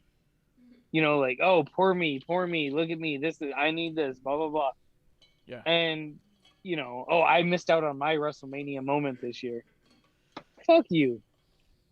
Which, yeah, I mean, I'm sorry you got COVID. Like, I mean, Yeah, it's not my fault. Yes, it was. You got COVID. Yeah. For one, you got COVID, and 2, a test came up that said you were pregnant. Would you rather the company ignore that? Yeah. I mean, yeah, they talked about it in Andrade talked about it in an interview. A test came back positive on hormones, some huge spike in her hormones. So WWE shelved her immediately and said, "Hey, you're coming back really high on this. It looks like you're pregnant. Go see your doctor." So she took a bunch of at-home pregnancy tests. She went and I guess that's. I mean, sorry, I didn't know all that. I don't know that science bit, but maybe. But she goes and she gets all these tests and she finds out ultimately she's not pregnant. But at this point, it's within a week before WrestleMania. They've already pulled the trigger with Rhea and Asuka. It's going to happen. And so, what the fuck? You honestly want me to feel bad that the company said, we think you're pregnant, so we won't let you wrestle as a big negative? Yeah, they're trying to be safe for your well-being and their liability, and yeah. Yeah. The first thing that happened when Becky announced she was pregnant is everyone said, when the fuck was her last match? Is it possible she was pregnant at Mania? How many weeks? Like, people were trying to figure it out and math it out to figure out, is it possible she wrestled when she was 2 days pregnant? I don't know. I mean, I hope not, but I don't fucking know. So here's the thing where they get a test result that says she might be, and she wants me to feel bad that they're all like, fucking, we're not letting you wrestle till we can get that sorted out? The fuck? Well, normally when somebody tests pregnant, it's not like, oh my god, you're 2 days pregnant. It shows up weeks afterwards. Yeah, exactly. So she was, or Becky, when I said Becky was pregnant probably when when WrestleMania happened, but we don't know when that was filmed also, because that was a big thing that I remember. I was like, well, we knew that they filmed it sporadically and stuff. Yeah. But do you think, speaking of the whole, hey, you might be pregnant with Charlotte, do you think the whole COVID thing was just a cover-up? No, because in why that she same was not interview, out? that same interview with Andrade and stuff, he'd also confirmed she had COVID. And they're like, but she should be cleared from COVID by the time all that's over. So it was a twofold thing. You got COVID at the same time test came back saying you were potentially pregnant. So yeah, so that shit happens. Oh fucking well. Like, I mean, I feel bad, but I don't. Like, you're in every single one of them. It's fine, and I don't. This isn't gonna win you over to the crowd, being like, "How dare they?" Yeah. And well, and I was just gonna say, well, you know, the other thing is even if she was at WrestleMania, we weren't really happy with that she was probably gonna go over Asuka again. Yeah. You know, so Yeah, this is whatever. a better story, anyways. Yeah. But we'll get more on that when we get to that, I guess. I thought we hit it. No, because that was on Raw. No, I know. All right. No, I know it was on Raw. I'm just saying. I don't think we have to revisit that. We're done. Okay. Okay. Well, I mean, if you want to just finish up with the Charlotte stuff now, we can do that. Because the only other thing I had about Charlotte, well, for one, there was that story, but two, she has this big return that doesn't mean anything. Same promo she always cuts. Everyone's talking like it's the greatest promo of all time. It's the 9th time she's cut this promo, so she should be getting better at it. But Yeah. it's the same old out of her, and I wasn't impressed by it. But then she cuts this promo on Asuka.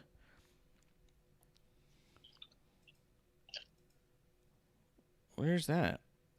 I wrote down a whole thing. Here it goes. So she cuts this promo on Asuka, and this whole promo's all catty, like, oh, everyone in the back's like fake nice. They're so phony. And she kept talking like a high schooler acting.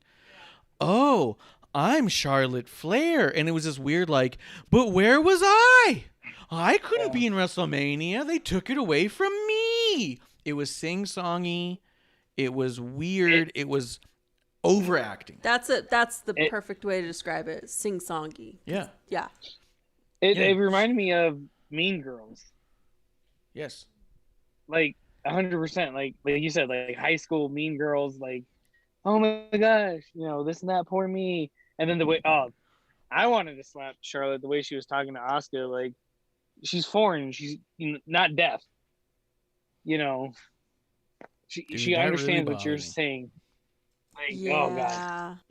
And I saw people defending that, and I didn't want to get into that discourse yet, but I want to talk to you about it a little bit. But yeah, but you mean before even Asuka comes out, her whole promo is very like, ooh, that's why everyone calls me the Opportunity. No one calls you that, and why are you talking like that? No one talks like that. Yeah, she's really trying to sell that. Yeah, and she was really pushing stuff and talking in a weird way that sounded disingenuous to me. It actually came off to me just as phony as everything else, but over phony, which I don't know. Maybe that's part of it. Yeah, this was worse. And I don't know if it was like, hey, let's get her some heel heat with this, but it did feel like worse. And if it's intentional, good. But if it wasn't, like, oh, it's terrible. Well, here's my problem with it.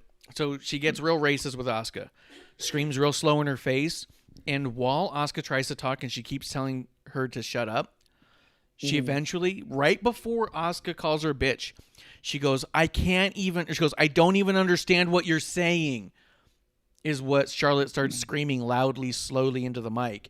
And I was all like, fuck, like, this is just racist behavior. I brought it up to somebody I know who's a big Charlotte fan, and I was like, I just want to know your take on it, because I know you're pretty sensitive to those kinds of things. I don't know why you would like this. Like, why did you like it? Yeah. And his response was, he didn't see it as racist. He thought of it as entitled. He goes, it was the quintessential entitled American. And I was like, well, if the American is entitled because they feel superior by race, then maybe. You know, I was like, but it was a foreigner talking. It was an American talking to a foreigner that they looked down on. What more do you see? need? To me, that's like almost the exact opposite. Like, for this not to be like a, you know, race thing, is, you know, entitled American. Well, Charlotte's whole career is entitlement. That's her whole thing. So just to say this again, just, oh no, it's just Charlotte being Charlotte. No, that's, you know, this is a different story altogether. For one. For two, when they were a tag team, remember we brought it up. They were doing a promo together, and Charlotte, when she would talk to Asuka, goes, right? We're friends, right? Yeah. And also, like, why would she talk like that to somebody?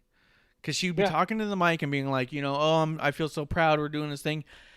Then Asuka would talk to her, and she was like, yeah. And she would talk to her like a fucking pet. And I was like, this is awful. Like How a is child. this babyface behavior? The childlike? Yep. Yeah, like a And small child. Yeah. I mean, part of me was like, oh, is this really what they want? You know, everyone to be hating it, like, oh, that's great heel work, but at the same time, like, I don't know. I didn't even want to watch it. Yeah. That's the kind of heat I was getting, the feeling I was getting. Well, I mean, so let's go so far as to this conversation then, Kev. There was a lot of people, or a few people.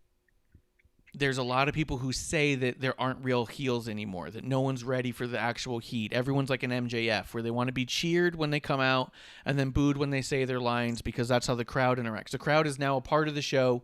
You boo when we tell you to boo. Chris Jericho's a great example of that.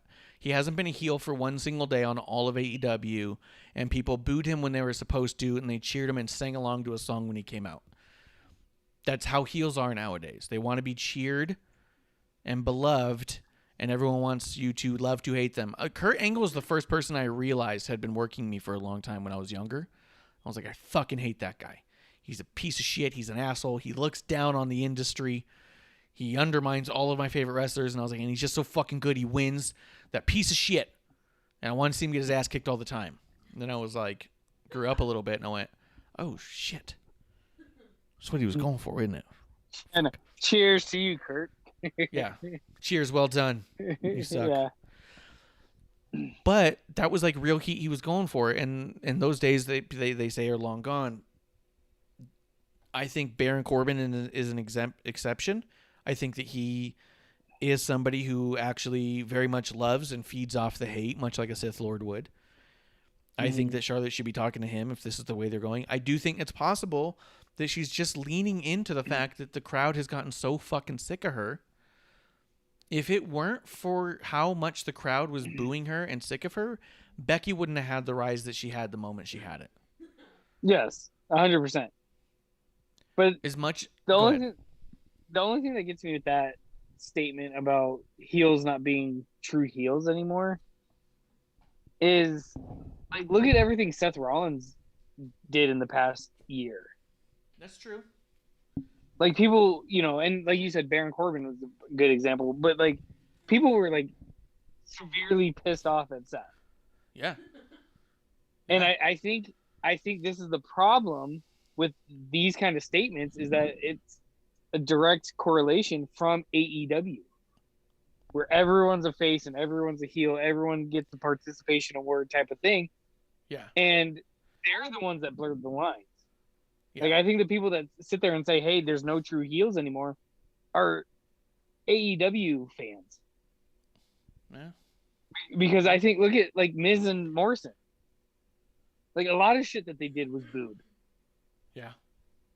Yeah, I don't think that I don't think they brought all those bunnies on Mania because they were hoping to be cheered. Mm-hmm. I do think they did that to be obnoxious and get booed. I do think that. And I do think that worked because I hated it. Well, and yeah. Yeah, well, and look at Elias. Elias would do the cheap heat shit in whatever city he's in. And be like, oh, Tulsa, Oklahoma, you know, I only take dumps here. You know, type of thing. No disrespect for Tulsa, but that was the first thing that came to mind randomly. Shout out to Stackhouse if he's listening. Stackhouse, whoop, whoop. Yeah. He's not listening. Let's get over this shit. I'm just kidding. Move on, Marsh. He's gone. God damn it. Stackhouse It's is over. gone. It's over. The bloom is off the rose. He's heard enough episode 1, so he'll be back episode 2. Yeah. As he jumps in the chat right now, you motherfucker. Yeah. Fuck all you. But you know what I mean? I think they're still true heels. Look at Brock Lesnar. Yeah. You know, yes, they're cheering him, not so much what he's doing in WWE, but, you know, that it's Brock. You know, he's a UFC champion. You know, I think, like I said, I think for people to say there's no true heels anymore are just absolutely ignorant. Maybe because, you know, a lot of times you can't get the true, like, cheap heat and say, hey, this shithole that I'm in, this and that. Or it's all just Whatever. cheap heat and it's not real heat. Because if you just Yeah. do local heat, like Mike Mansuri and Mark Madden had a podcast that I was listening to for a bit, and one of the things they brought up was that I believe it was Mark Madden was a WCW on-air talent for a bit, and he was going to wear something like a Penguins jersey in some city where they wouldn't have liked that or something. And Philly, Washington. There's a lot of cities that don't like the Penguins. probably like Philly. Sounds like a Philly thing. And he was told by Eric Bischoff that he wasn't going to let him do that because he goes, "Why are you wearing that fucking thing?" He goes, "Oh, because the crowd's going to boo." And he goes, "You think anyone at home gives a shit what kind of jersey you're wearing? You know what I But- mean? Like you're going to actually get over with some people." But Now- but speaking of that, Elias did the same exact thing on the European tour a couple years ago. He wore a Manchester City jersey, Go City, in Liverpool. Yeah. And he walks out and people just immediately, boo. That's a heel. It is, but it is a cheap heat thing, right? So where Baron Corbin was going to get heat no matter what city he was in. Although I'll give you this, when they were announcing him as whatever city he was in, favorite son, I was like, that's cheap heat and I love it. But it was because they already didn't like him when he got there. That wasn't the thing that made them not like him. They didn't say, "Oh, who's this guy? He seems generally nice," until he shows up and they go, "What?" But at the same time, mentioning just the city, people cheered. Well, yeah, but they would say like St. Louis's favorite son, and they'd be like, "Boo, he's not our favorite son." Randy Orton. Oh. Yeah. No, here lies in my head, Baron Corbin in my head. Dude, that would have been so great if they played voices and then Baron Corbin walks out there. Oh, Like, dude, that would would been get some so good. booze. Yeah. Speaking of cheap heat, but anyway. Yeah. But anyways, do you think that's what they're doing with Charlotte? And so, by your own examples, Oh, here we go. got it. Yes. I got stuck. Here we go. We just Yes. cranked into a second gear. New gear. Who dis?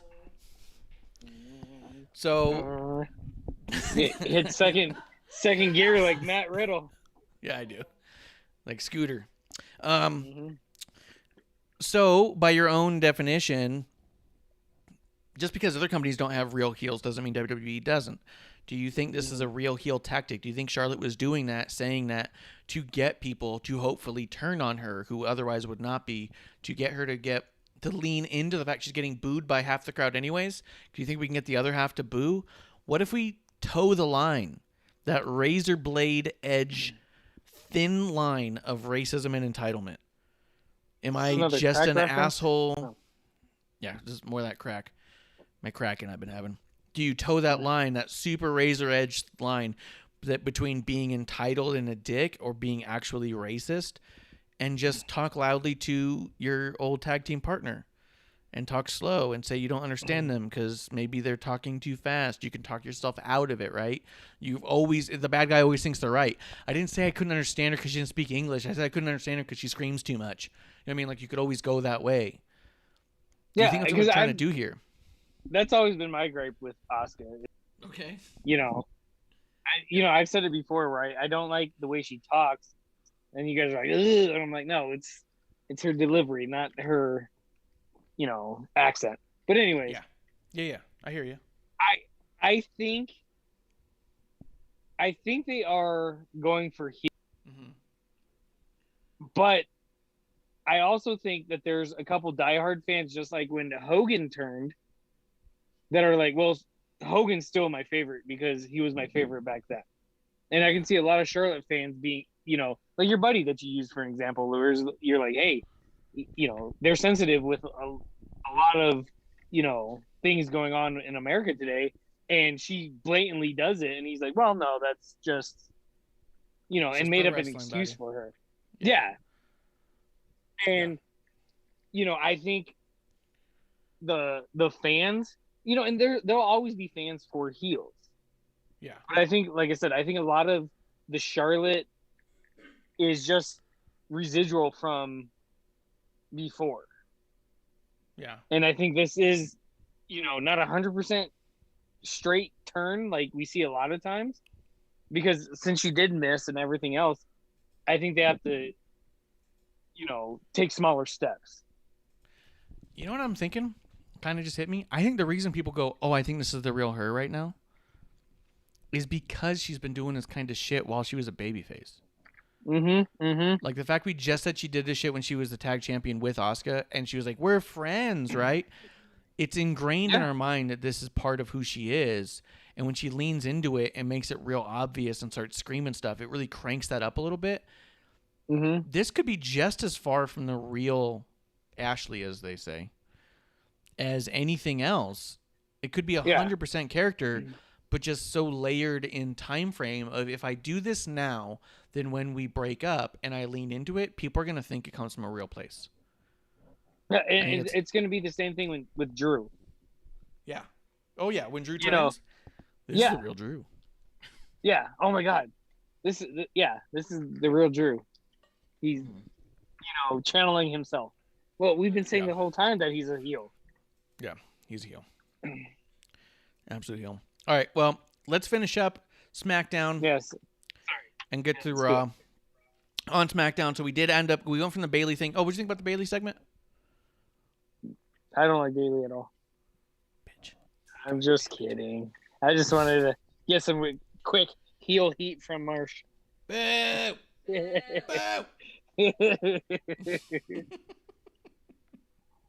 Ding dong. Hello. Yeah, that's a good point. But no, I liked it. It's one, to me, it's making a triple threat. And I have a feeling that WrestleMania Payback might be a triple threat with the three of them. Well, maybe. Let's see.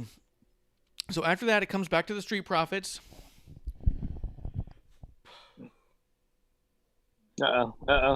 Mounts. So this is what I wrote.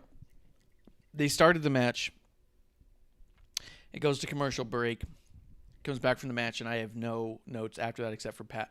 So this is what happens in the first couple minutes of the match. This is what I wrote. My notes as I'm watching live. Street Profits are so fucking phony. They literally get the advantage, and instead of going for a pinfall attempt, after 4 back-to-back double-team moves and isolating Rude, they had gotten Ziggler out of the ring altogether. They'd knocked him back-to-back moves, boom, double-team moves, and doing several moves individually on him, including a splash.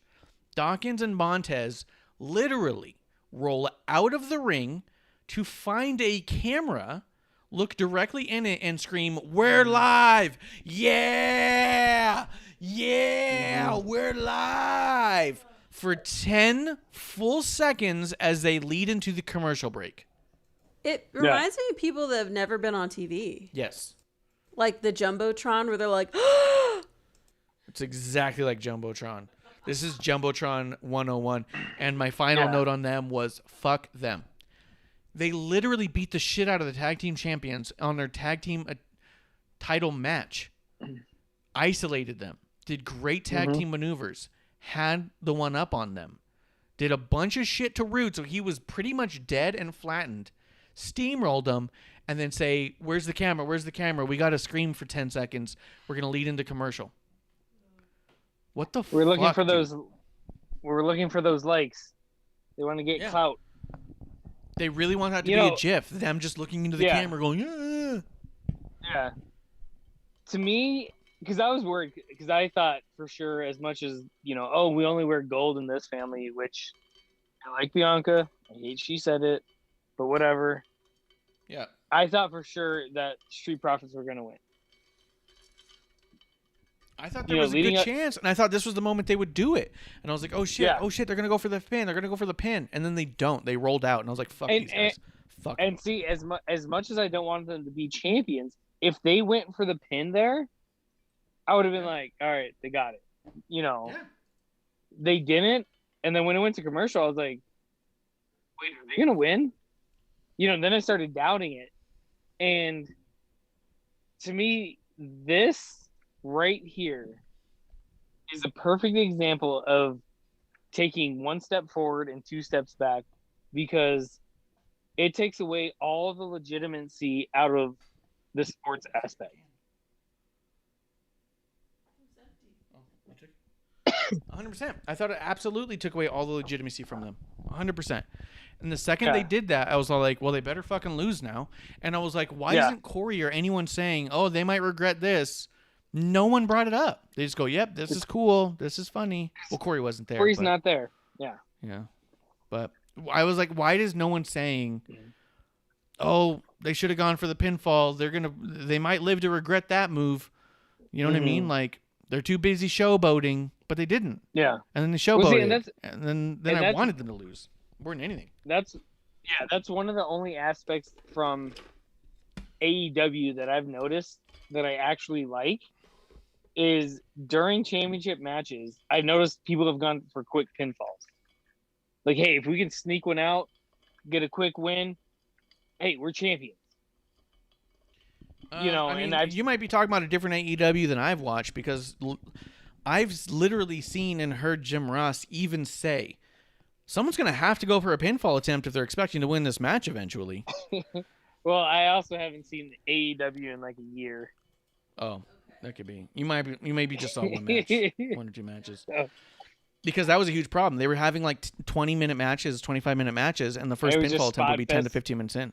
Yeah, it would be 10 or Yeah. 15 minutes before even one person went for a pin. And Yeah, Jim Ross was calling it out for a while. He goes, someone here's going to have to go for a pinfall attempt if they're expecting to win. And I was like, fuck. See, that's dude. crazy. Maybe I'm just drunk and don't Yeah, remember. that's probably true. That's probably Hey. true. Hey, you were supposed to agree with me there. Yeah. Do not agree with me. But yeah, so that happened. I hated it. And I even thought to myself, if they win now, it will bury the Dirty Dogs. Yeah. Because they're going to look like absolute idiots who just cannot fight. They can't fight. They have no idea how to wrestle. They're losing to people who showboat so much that they leave the ring for a solid 10 seconds, which they should have been counted out for.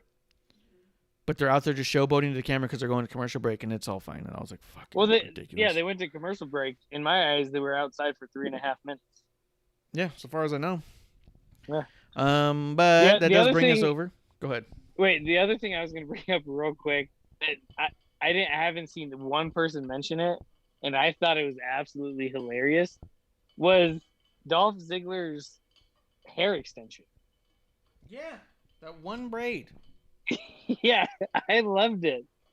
I thought that was the most tacky little jab at the Street Profits and Bianca Belair, and no one has mentioned it. Do you think it was a Bianca thing, or do you think I thought it might have been like a Lance Archer thing? Because that dude over there at AEW has a big old braid. No, I thought 100% it was a Bianca thing. I was literally waiting for Dolph to grab it and whip Montez with it. But like do a bad job of whipping it. Yeah, just a That'd be funny. Yeah. you know, like makes no noise, just nothing, just Yeah. damn it. But I 100% like maybe I'm just reading into things, but I thought that was a direct jab at them, especially because That's the funny. hair color like didn't even match. Oh, Yeah, it was so wasn't. great. It was bad. It was horrible. Yeah, it was so No, it was just so good. good. Let's see. Right here, this is where I wrote down, I love watching Pat standing at the desk while he's watching. It comes off like someone watching sports. His background has him calling heights, weights, distances, all with credibility and accuracy. When he was talking about how high people were jumping, how much they weighed, how far they were going, he was giving like distances that sounded legitimate and believable because he probably is basing that off of the fact that he's been obsessed with sports for so long. He can eyeball a person and get you around how much they weigh and probably about how tall they are and about how far they can jump once they jump. You know what I mean? Like he was a kicker. That was his job. He needed to make sure none of the linemen jump higher than his kick. Yeah. Yeah, 100%. And he got kicker of the year one time. Yep. So, 100%. But So I I just loved it. I 100% love that Pat would stand up like when he got excited, because Yeah. I get drawn into sports, and I'm there too when it's close. I'm standing up in front of my TV, right beside my couch, and I love that Pat stood up, and they show him on camera, and Yeah. to me it was like a legitimate, like, holy shit, and he's standing up getting excited, They pan to him, and he's about to sit down, and they're like, no, stay standing. Let's roll with this. And then, you know, Cole's just like, look how excited he is. He got up out of his seat. Yeah. I loved it. Yeah. Then when they went over to them and they're talking back and forth, and then Pat starts to like sit down, but then like puts his hands out and looks at Michael Cole like, are we standing? Are we sitting? What are we doing here? And Michael Cole's just like, I'm just doing my job. I don't know what you're doing. Yeah. So good. So good. Let's see. We had Natalya versus Shayna. Let's see. Natty got the win. I did like Pat's line when... Was it Shayna or Natalya who took a knee? Someone took a knee to the face, and he says, it's never good to eat someone's patella. I loved it. That's such a sports thing to say. Talking about body parts. It reminded me of old Gorilla Monsoon. The old superplexus or whatever. Yeah, the solar plexus. What's Solar funny plexus. is one of the surgeons I work with, Yeah. he brought up solar plexus. And Yeah. he's like, you know, through all my years of medical school, I've never found out where the solar plexus is. Oh, really? Yeah. And you're like, well, it got crushed by Andre the Giant. Yeah. It's apparently no one has one because somebody crushed it throughout our life. Yeah. Crushed it so bad, everyone lost it. Let's see. Oh, and then it ended with Cesaro and Jey Uso. Main event, Jey Uso, which was just a really good fucking match. Cesaro wins by disqualification. Rollins comes out, attacks Cesaro when he starts to get Jey into the swing. I love that that's not over yet. I don't know, it was all good. See, I'm torn on that because Cesaro versus Seth was great, no complaints. But then for him to interfere, because I'm like, all right, Cesaro versus Roman, let's go with it. Let's go. Even though it's kind of been weird that Edge and Daniel Bryan, you know, obviously this is the first show since Mania. You know, we haven't seen them. That's what I mean, dude. We're losing main event people. Yeah, like Edge should have been like, hey, all right, now that this bullshit is done with Daniel Bryan, me and you one-on-one. That's what Rumble should have earned me. Or I should have earned from winning Rumble. Yeah, that'd be a tremendous backlash for WrestleMania backlash. Yeah. I think... Go ahead. No, I was going to say, do you think we get more Seth versus Cesaro, or do we get Cesaro versus Roman and Seth's kind of there? I think shake and bake, baby. I think you got Cesaro, Seth, and Roman now in a program. And I think that you have a lot going on there, and there's a lot of twists and turns. And I think that the idea of those three floating about with the potential of any kind of injection, physical or otherwise, of Daniel Bryan and Edge, you now have... Did you just say physical injection? Or otherwise. Okay. Could be otherwise. It's not the only way, right? There's other avenues.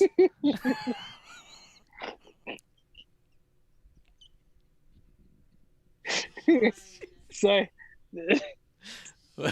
Is that the only method? that was like an old Beavis and Butthead moment where somebody says something and they're like, he said he anus or something like that. Yeah. Yep, that's a good comparison, you guys.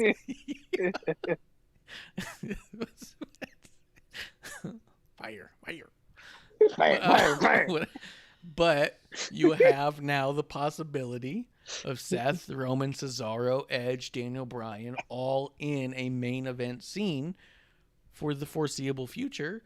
I do think, though, that Edge and Daniel Bryan being racked and stacked and smashed and axed, that there is the possibility that they are not going to be in the main event scene for quite a while because they've got a lot of gravy to deal with. You know what I mean? Like, there's they were definitively stacked and smashed.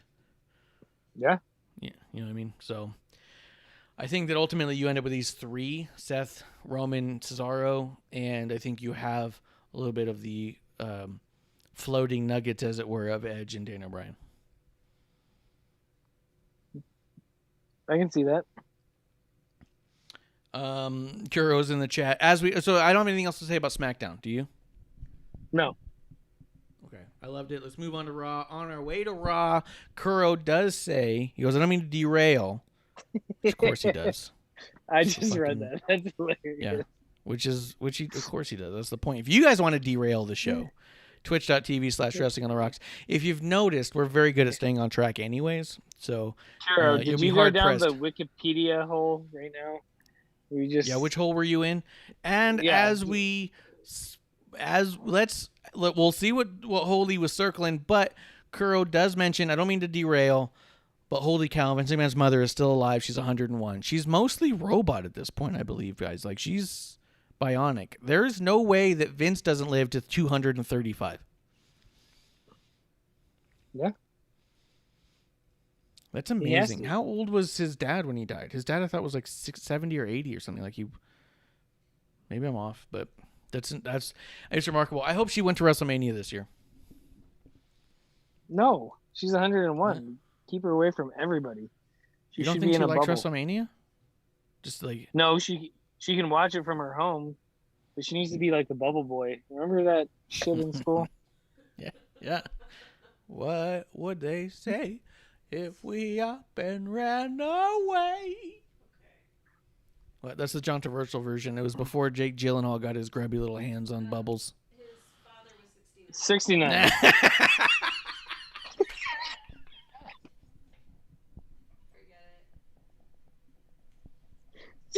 Forget it. Mark. Holy shit. I Have a good show.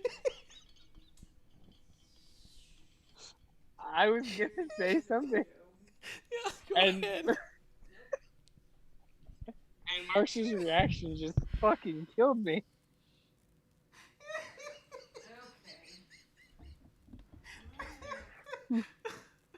Oh, such a sad day that Mojo got let go with all that considered.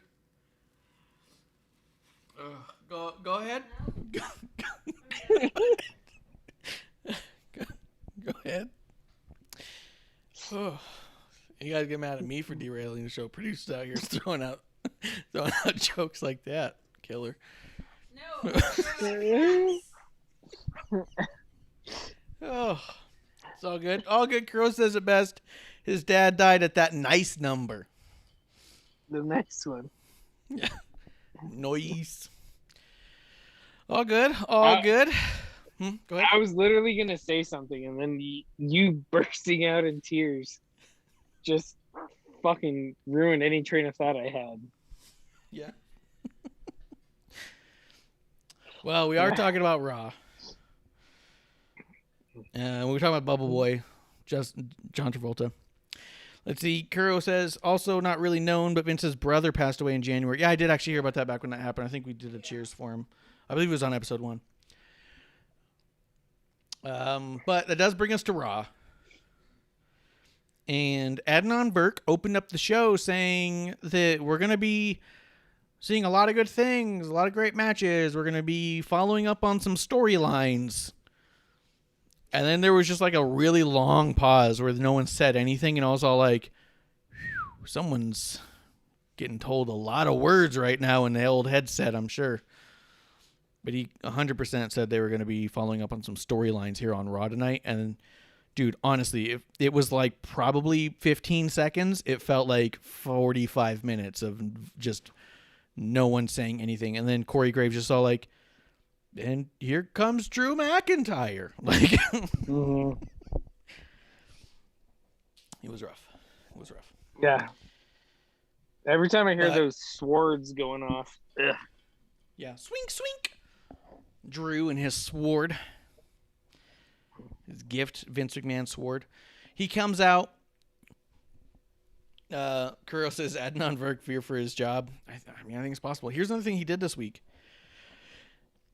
He was leading into commercial and getting cut off by the commercial. He couldn't finish his words before the commercial break. Yeah.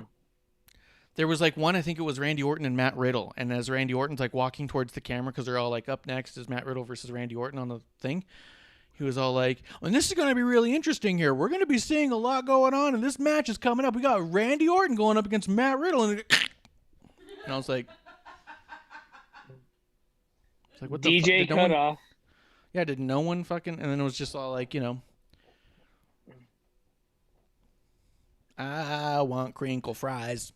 All of a sudden you're like, what? They're $1 now at Arby's. We got curly and... you know what I mean? Like... It was just all of a sudden. Wait, what commercials do you watch? What? What do you mean? What commercials? Was Arby's commercials. I want crinkle fries.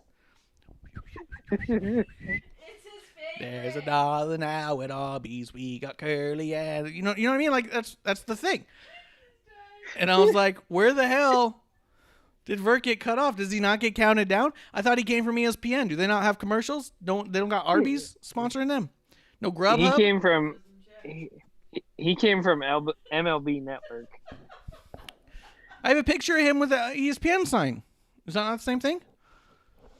Oh, I thought it was he came from the MLB Network. Do they not have commercials there? No. No? All right. Well, it was really weird to me he was getting cut off. Viking Express. I was like, oh, they changed their name. I heard that a couple times. It's like, oh, it's now the Viking Express. Truthfully, I like it more as the Viking Express than the Viking Experience. No, it's Braun Strowman. I mean, the Viking Experience, what are they? They're raping and pillaging. Viking Express, done. No, but their name is the Viking Raiders. Their move was the Viking Experience, and he keeps calling the move the Viking Express. I know. I like the Viking Express more, is what I'm saying. This is an upgrade. If they become the Viking Express, they have to team with Braun Strowman. I don't know. I'm not saying name them that. The name of the move is an upgrade. All right. Strowman's local. They're express. Strowman is local in a lot of senses, but they even say that it's the Strowman Express as he comes out, and then he does the move, and he's all like, choo-choo, a choo-choo, and then he does the run, and they go, the Strowman Express! They don't do that. Do you think Godfather's back there and be like, yo, we need another train reference? Yeah, we need more trains and shit. I used to do my own train sounds. I really thought it'd be Yeah. nice if you guys could have done it. Dude, let's real quick, derailing the show even more. How great would it have been back in the day when he got the hoe train going if they got Strowman's sound effects? Yeah, that'd have been better. It'd been way better. Kuro does say, though, that he calls that Adnan Virk called the Viking Express 3 times in that segment. Even when Corey Graves corrected him, he was like, it's actually the Viking Experience. And Adnan's like, that's correct, the Viking Express. And you're like, what? So Corey's like, I don't fucking know what else to do. I literally told him the answer. But let's see, the show does open up. Never mind. Go ahead. Yeah. The show opens up with Drew coming out, cutting a heel-ass promo where he literally refers to Braun Strowman as stupid. And he goes, Braun Strowman comes out going, me want, title shot, me want title shot. And then he goes, and then Randy Orton comes out, and he talks about how he wants a title shot. And you're like, oh, so Randy Orton talks about things, and Braun Strowman's too stupid to actually get words out, so he grunts like a caveman? What the fuck is this? We just went through this. You're a fucking asshole, dude. And then MVP comes out, starts to say something, and as he's talking, Drew starts to talk over him. He interrupts him, goes, just stop, just shut up, just stop talking, let me talk. And then Drew says a stupid thing, MVP lets him, and then MVP continues his promo, and then when he's done, Drew's all like, can I ask my question from before now? And you're all like, no, because it was stupid, and you're a dick. You know what I mean? Like, he's such a heel here. Stupid. He makes stupid cocky facial expressions while he's in there. No matter what everybody's saying, he's like, okay. And you're like, you're not listening. You're waiting for your cue to talk. He watches too much Dane Cook from back in the day. Yes. He has Super Dane Cook. And then Drew McIntyre climbs out of the ring and starts aggressively charging towards MVP and says, oh, let's just talk about this, pal. Let's just get real close and talk about it. And fucking, I put Drew aggressively goes to the limping MVP. He's still limping on a cane, and Drew's charging him, and then gets taken out by T-Bar and Mace. They literally come off like they're saving MVP from a physical threat, which is Drew.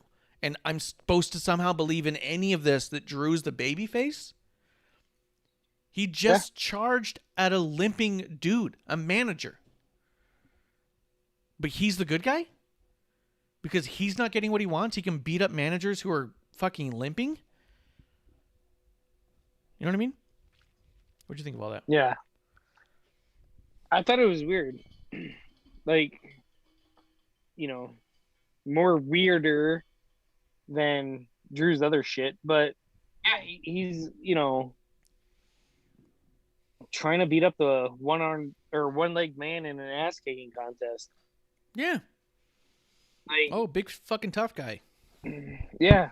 Like, everything he was doing, you know, like you said, he calls Strowman stupid without saying stupid.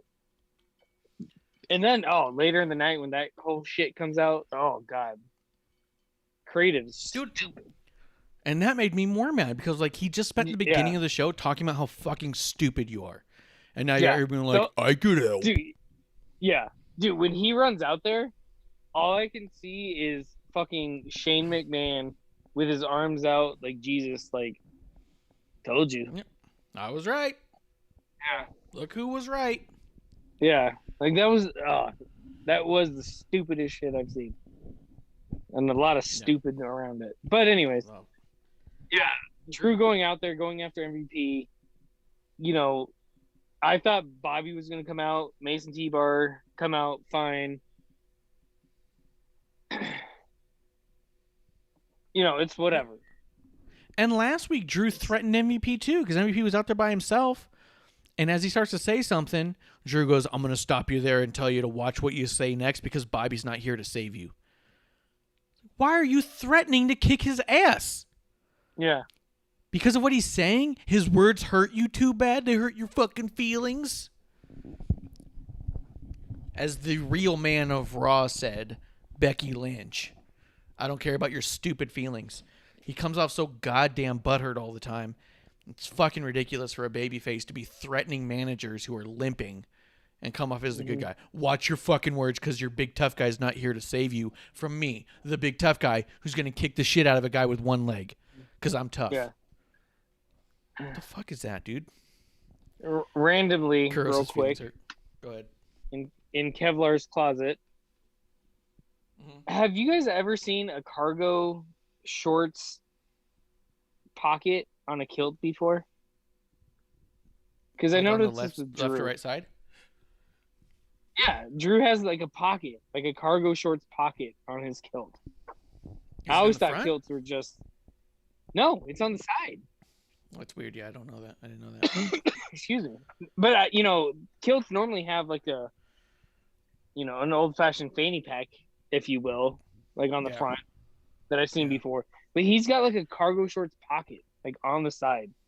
And I kept staring at him. It was bothering me. Yeah, that is really weird. That's where he keeps his cell phone, I bet. It's where he keeps his dignity.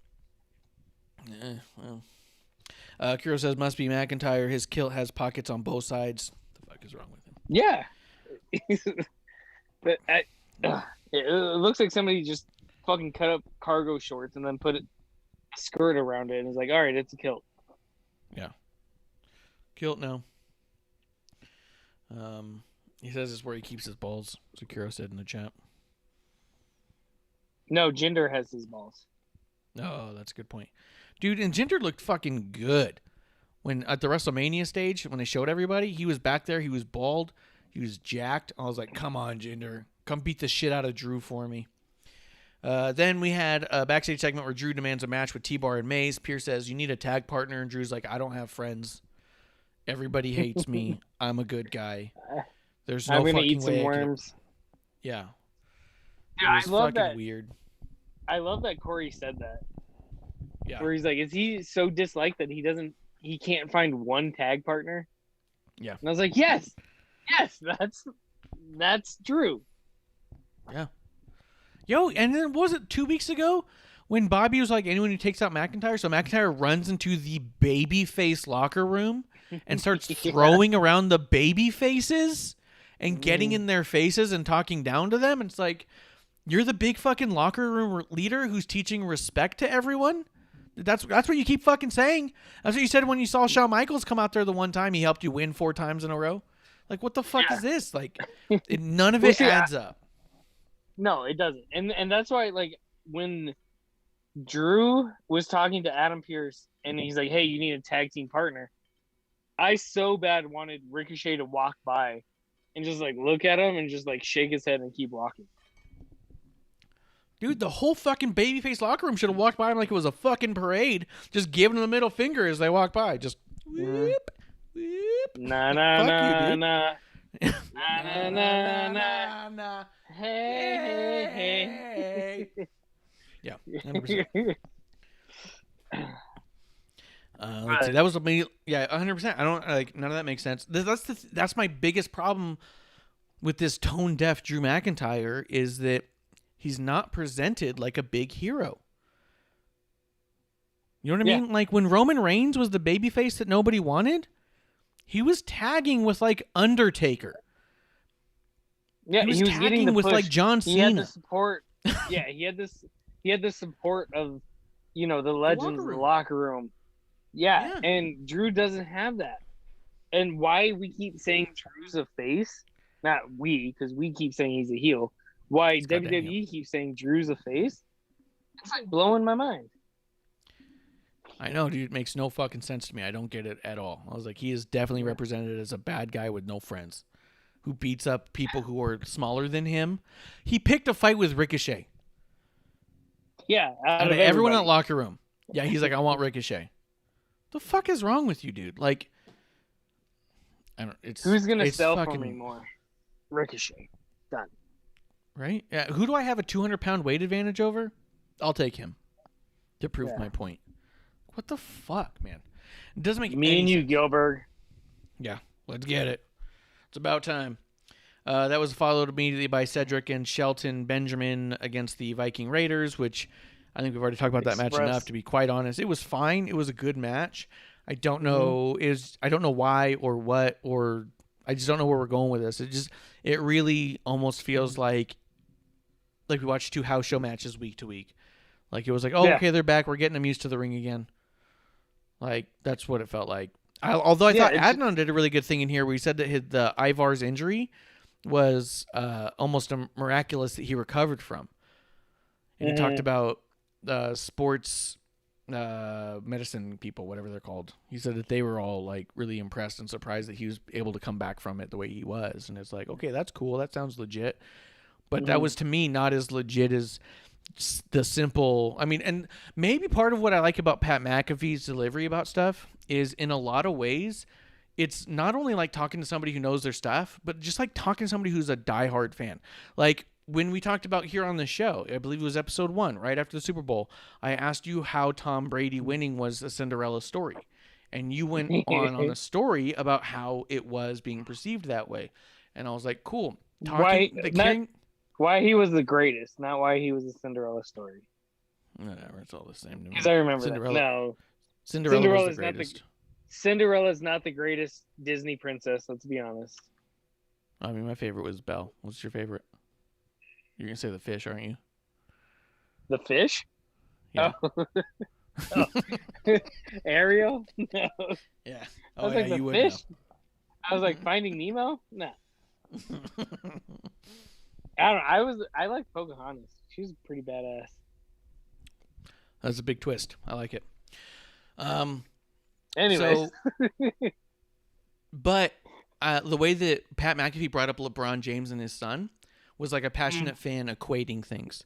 The way that Adnan talked about this injury was like a sports reporter reporting on something. So it was good, but it didn't grab me the same way that Pat McAfee will grab me. I hope Pat McAfee never grabs you. Don't tell him how to live my life. I do what I want. Give me what I want. Give me what I want. Give me what I want. Let's see. After that, we had the RKO promo. Do you have anything else you want to say about the Vikings and Cedric and Shelton? No, I'm glad that the Viking Express is back. But like I love them. Yeah, choo choo. I don't like that Shelton and Cedric were like, I don't want to say like in main event pictures, but they were like in the main storyline, and now all of a sudden they're just straight jobbers. I don't like that because I'm a big Shelton Benjamin fan. Oh, yeah. Shelton Benjamin. It sounded really bad, but no, I like. Yeah, I like him a lot, and I just don't want him to be a jobber again, and it feels like that's exactly the direction we're going. Yeah. Nope, got nothing to say about that. Let's see. After that, we had the RKO promo where he says that we will never see the Fiend again. Then Riddle starts doing laps around Randy Orton. Randy Orton gets frustrated and leaves. And then Randy Orton finds Adam Pearce and says, I want to beat the shit out of whoever that guy is. I don't know his name. Yeah. I thought that was funny. I love Randy. Randy's my dude. But the whole time, and I don't know if it was on purpose, but the lady in the background, the blonde lady in the background during his promo, I kept watching. I'm like, it's going to be Alexa. Alexa's going to turn around. And it didn't happen. And I'm like, well, I know WWE and the way they're supposedly operated, and they don't want anyone in the background of their promos and their sets. And this lady was just there. Yeah, that was a little weird. I saw her too, and I wondered if she was supposed to be there or not, or if it was like set to be there to be like, oh, it'll just look like people are busy or something. Yeah, and to me, like I said, the whole time I was watching her, and I think it took away a lot from, Randy's promo, because I was just watching her. My eyes were fixated on her. I'm like, it's gonna be Alexa. She's gonna turn around, do some creepy stuff. And I just watched her, and it was just nothing. And I don't know if that was on purpose or what, but it happened. Yeah, I agree. I didn't know what to take from it, to be honest. But yeah, it was a little annoying, a little distracting, but at the same time, it was like, it is whatever it is, So, yeah.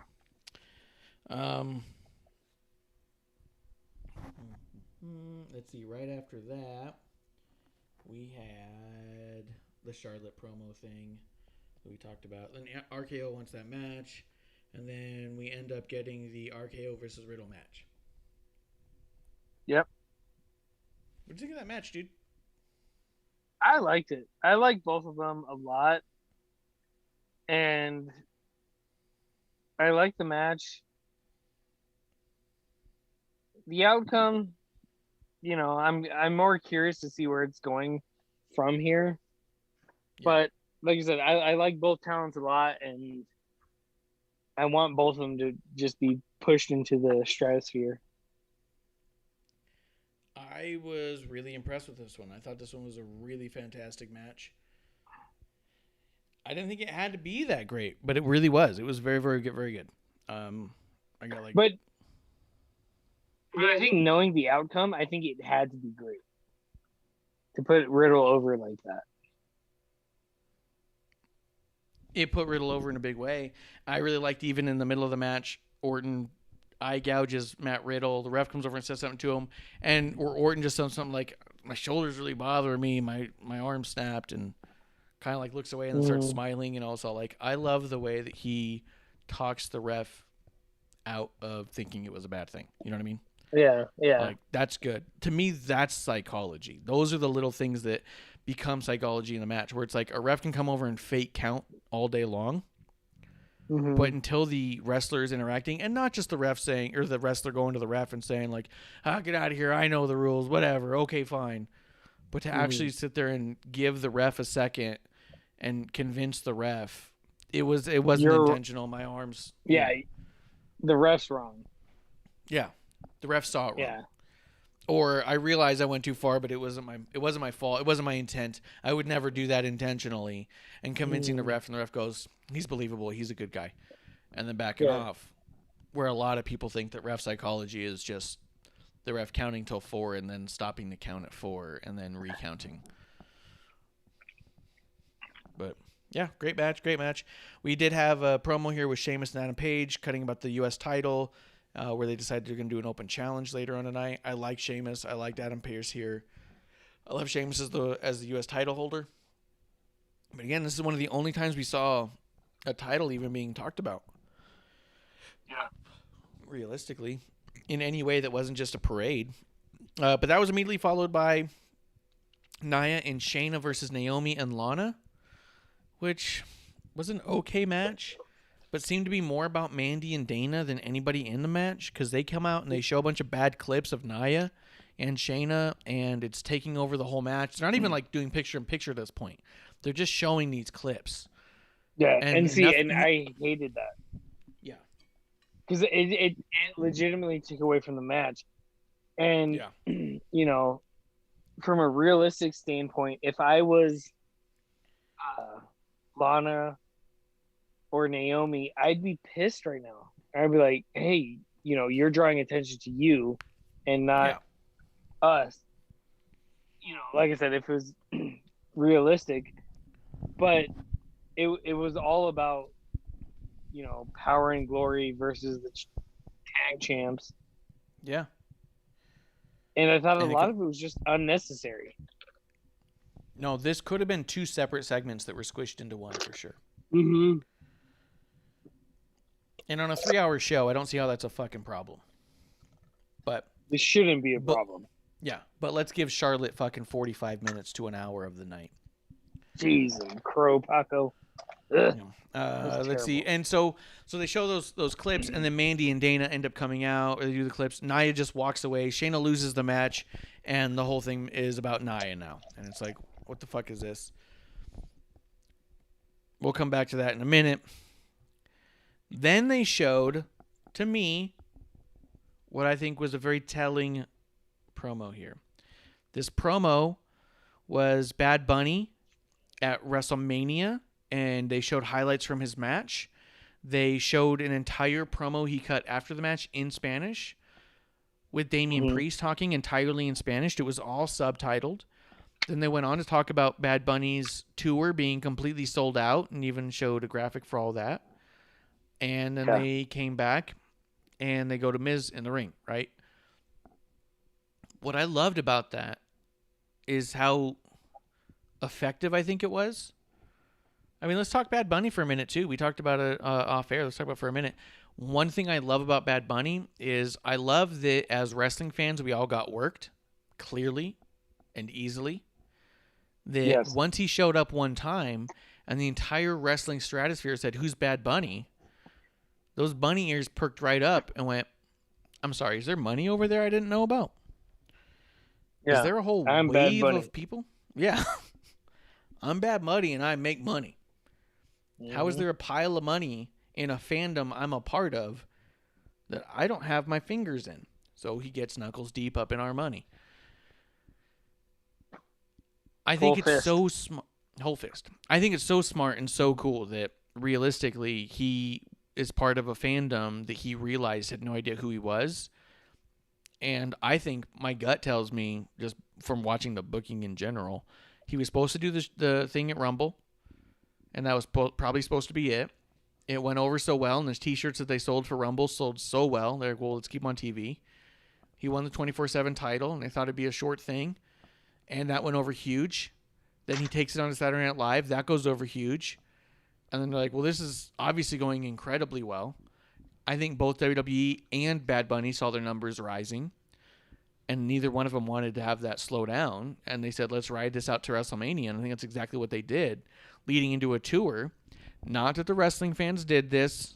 They're just are likely wrestling fans who became a part of this. His tickets end up his tour gets announced on WrestleMania. The tour is announced there through a video with Triple H. The tickets go on sale. It breaks Ticketmaster. It is the fastest selling concert, entire tour that sold out since 2018. It sold out faster than anything in years. I think he's so smart that he was all like, oh, I didn't realize there's an entire demographic of people who have no idea who I am. And not only do they have no idea who I am, but I love the same things they love. And I'm willing to show that. And I think it's just fucking brilliant, man. It's just fucking brilliant. And it's awesome. And it makes him even cooler in my eyes. Yeah, 100%. I think Bad Bunny it was almost like a right place at the right time type of thing. Mm-hmm. He capitalized on something, and it turned out great for him and WWE for that matter. Yeah. I agree. I think 100%. I mean, we'd even talked about it off air. When we saw the tickets went on sale, both you and I considered getting tickets for that show until both of us realized, wait, we don't really listen to his music. We just like him. Yeah. Like, that's He's huge. one of us. Yeah, he's one of us. A popular one of us. Yeah. And, He's and better I than even us, told you. but he's the best of us. Hey, hold on. No, but, I told you off air that I was like, I've seen him come to our town like 4 or 5 times. Yeah. I'm like, who the fuck's Bad Bunny? And I'm like, this is a bad name. Yeah. I was like, Bad Bunny. Like, all right, whatever. Excuse me. And, now in hindsight, I'm like, man, fuck, I wish I would have met him. One of the small venues here, like, that would have been great. And even when they showed the tour dates at WrestleMania, I looked and I'm like, oh, we're not there. Phoenix is there. Let's go to Phoenix. Yes, I'm gonna get tickets. Let's go. And then I'm like, that's when I told you. I was like, wait a second. I only know one of his songs, and it's Booker T. Yeah. And it's a long way to go. Yeah, that's a long way to go to listen to Booker T. Yeah. And is Booker T Even gonna though, be is Booker going to be there? And is that gold microphone going to be there? Because I want to see that. Yeah. Yeah, that skull microphone looks so dick. Not dick. Looks so dope. Looks real big dick style. Yeah. Yeah, that's a big old swinging mic right there. I'm telling you, that's a girthy mic. I've seen mics before. That's a big mic. That's a big old one. Yeah. You got to hold it with 2 hands. Is that a mic in your pocket? So 2 things though. So that promo was all in Spanish, right? So that happens, and I think it's a fantastic job. He did a great job when he cut the promo before WrestleMania. After this is followed up by a Miz promo with Maurice, which, to be honest, I was actually enjoying this more than I've enjoyed probably any Morrison and Miz promo together. Miz and Maurice was obnoxious and weird, and I didn't like it, but I didn't like it in a way that I wanted him to get punched. Where with him and Morrison, I don't like it in a way that I literally will just turn off. I'll just walk away. I'll go to the bathroom. So see, I think Morrison came off a little flat in this promo. Morrison wasn't here. I know. I'm kidding. Oh yeah, he could have been funnier. Yeah, I was trying to be subtle. You're like, no, stupid. He wasn't there. No, stupid. Damn it. But Shane Damian Bell. Priest comes out, and Damian Priest cuts a promo on Miz, and he kind of goes in and out of Spanish a couple of times. And I thought that was fantastic. But see, I loved it. I loved it as well. Coming in and out of Spanish. But I think it's just where we're from. Because we're used to Spanglish.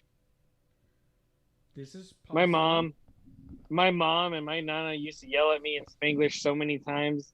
Like, that's true. I think it hit home. Where if you're from Tulsa, Oklahoma, just kidding. I don't know, if you're from fuck Oklahoma. Else, I've said it once, I'll say it 1,000 times. Goddamn. Fuck Oklahoma. Yeah. You know what's Stackhouse, funny is that. What's up? Yeah. What's up, Stackhouse? What are you gonna do, Tulsa boy? Where you at? Where are you at? Which means that means the Tuesday night show has a thing against Tulsa, Oklahoma specifically, whereas the Thursday night show has a thing specifically against Delaware. So, Yeah, but Delaware is at least one of the first 13 colonies. oh, it's true. It did something one time. Oklahoma, random fact that just popped in my mind. Did you know it's illegal to harpoon whales in Oklahoma? Well, they don't have a lot of whales there. Yeah, have you been to Oklahoma? There's a lot. They're just landlocked whales. Ow. Just kidding. Ugh. But Got that's a lot a of random. blocks on that one. Yeah, yeah, I know, right? But dumb laws. I love dumb laws. That's a dumb law from Oklahoma. Yeah. It's illegal to kill whales in Oklahoma. Well, serves them right. Protect them. I Here's think the more thing. people would be invested if there was a whale in Oklahoma. But anyway, Just if it's there in general, people are just excited. yeah.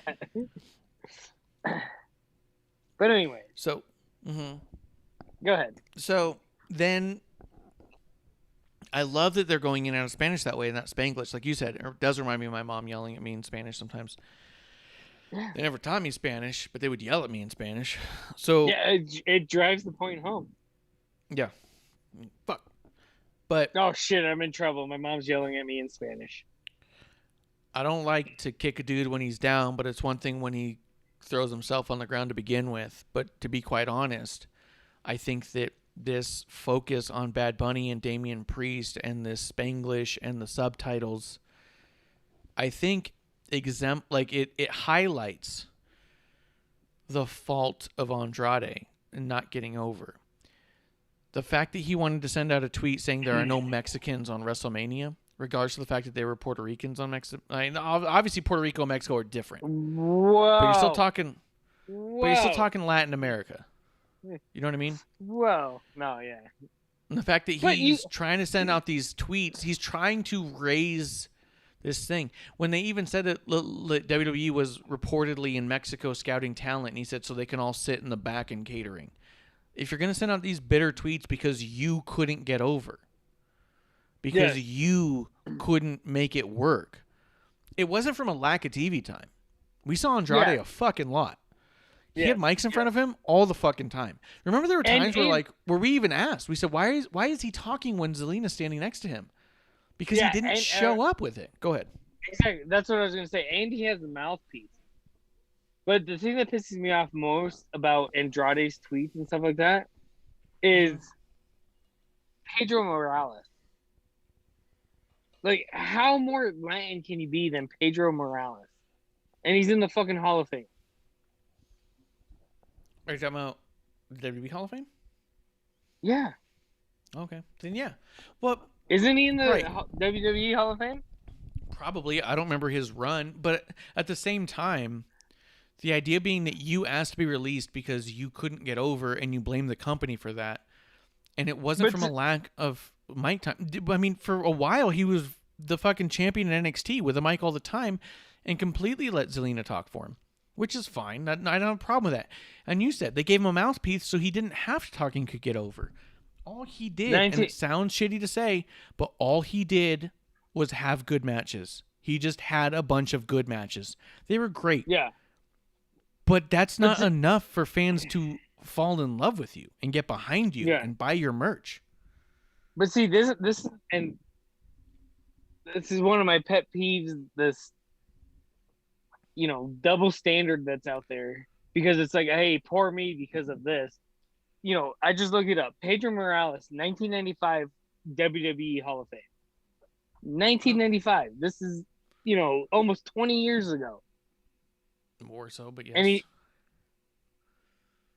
no, almost 20 years. Isn't that 30? I don't know how math works. Oh, whatever. Yeah, you're right. Almost I'm 30. sorry. Yeah, you're right. Sorry. Too much gin and juice, dog. Sipping on gin and juice. Damn right. With my mind on my money and my money on my mind. Yeah. I can tell producer went to bed because we've gone on some tangents.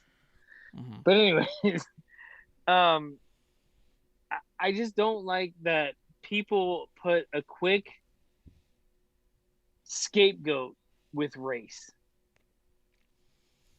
You know, hey, I can't be main event because I'm Mexican. No, Pedro, Right. like I said, Pedro Morales is in the Hall of Fame. You know, 1995 Hall of Fame on that. Like, Hall of Fame was early, I think, then. Yeah. That's But true. Actually, was it's very not. old. It's not what you are; it's who you are. And who you are was not a good mouthpiece. You put on great matches, but you didn't draw the crowds. Yeah. And I don't like people putting labels and stereotypes saying, "Hey, I'm not this because of this." No, you're not that because of you. That's it. Now, Quit. I'll give you that, but I will also say there are times when those other things are a factor. No, When I it's a agree, factor, it's a 100%. factor, right? But when it's No, not a factor, it's not. Some people hide 100%. behind that as an excuse, where other people are actually faced with that as a barrier. Yes, 100%. I agree with that 100%. But at the same time, like you said, he's coming out with say, "Hey, I'm not this because I'm Mexican." And Bad Bunny's, I don't want to say headlining WrestleMania, but he was a fucking headliner. He was, yeah, yeah. And once again, it's not. I'm not knocking Andrade's talent. He's talented. He's fucking awesome. Like, I was behind him. I liked him a lot. But when you don't connect to a crowd, when you don't connect to the demographic on which you're trying to, you know, buy your merch and be behind you, sometimes you fall flat. And it happens Yeah. to great talent a lot of the time. And it's one thing to put on good matches that we all like. It's another thing to be great that we all care about. Right? Yeah. Like, yeah, he had good matches. I was never upset when I went to a show and saw that Andrade was going to be having a match. It was going to be a great match. I'm really going to enjoy the match, but I'm not going to care about it. And that's on you. Exactly. That's not on me. Don't get me wrong. I like Andrade. I wanted a bigger push. But you can't, like I said, you can't blame your shortcomings on a bigger picture. Yeah. It was 100%. Like I said, he had mic time. We saw him a bunch of times. There was a while where they were like, why does he keep going out there with Zelina when he keeps grabbing the mic and talking? And then you would say stuff and we'd go, ugh, they should have let Zelina say that. You know what I mean? Like, and look at, you know, we talked about it earlier. Look at Kalisto, for example. Yeah. You know, from Mexican descent, you know, he had a great push. You know, and he stayed with the company, what, 4 or 5 years, if not more. And he did what, you know, was expected. And to me, Andrade's been hanging out with Charlotte a little too much, and it's poor me type of thing. It feels a lot like if the show doesn't have 5 minutes for Andrade every week, then the show is broke. Which, by the way, the show had fucking 20 minutes for Andrade every week for the first half of the year. So, I don't know. I just want to throw it out there because I saw his tweets being real passive-aggressive and shitty. You know, it's like, you don't need to be this way, and you could probably look within for some of these answers. If he ends up in AAA and does very well there and goes, yep, see, look at I connect with the Mexican audience in Mexico, fine. Then stay there if that's what you do. Yeah. Just like, I'm trying to think who, like, someone just came to mind and just flashed, came and went. But it was like, yes, you do very well on the indies, but no, you do not do well when a large audience sees you. There's a number of people who are like that, and it's like, yeah, go back to the indies then. Like Eric Young in Impact. His whole thing was, if the show doesn't have 5 minutes for Eric Young, then the show is broken. Look at how good I do in Impact. Well, because maybe they don't have as much talent. I don't know. And it's not like they never saw you, but it's not. I mean, that's not talk shit on Eric Young. I like him, but no, I like Eric Young too, and I don't like that bitterness. Yeah, I don't either.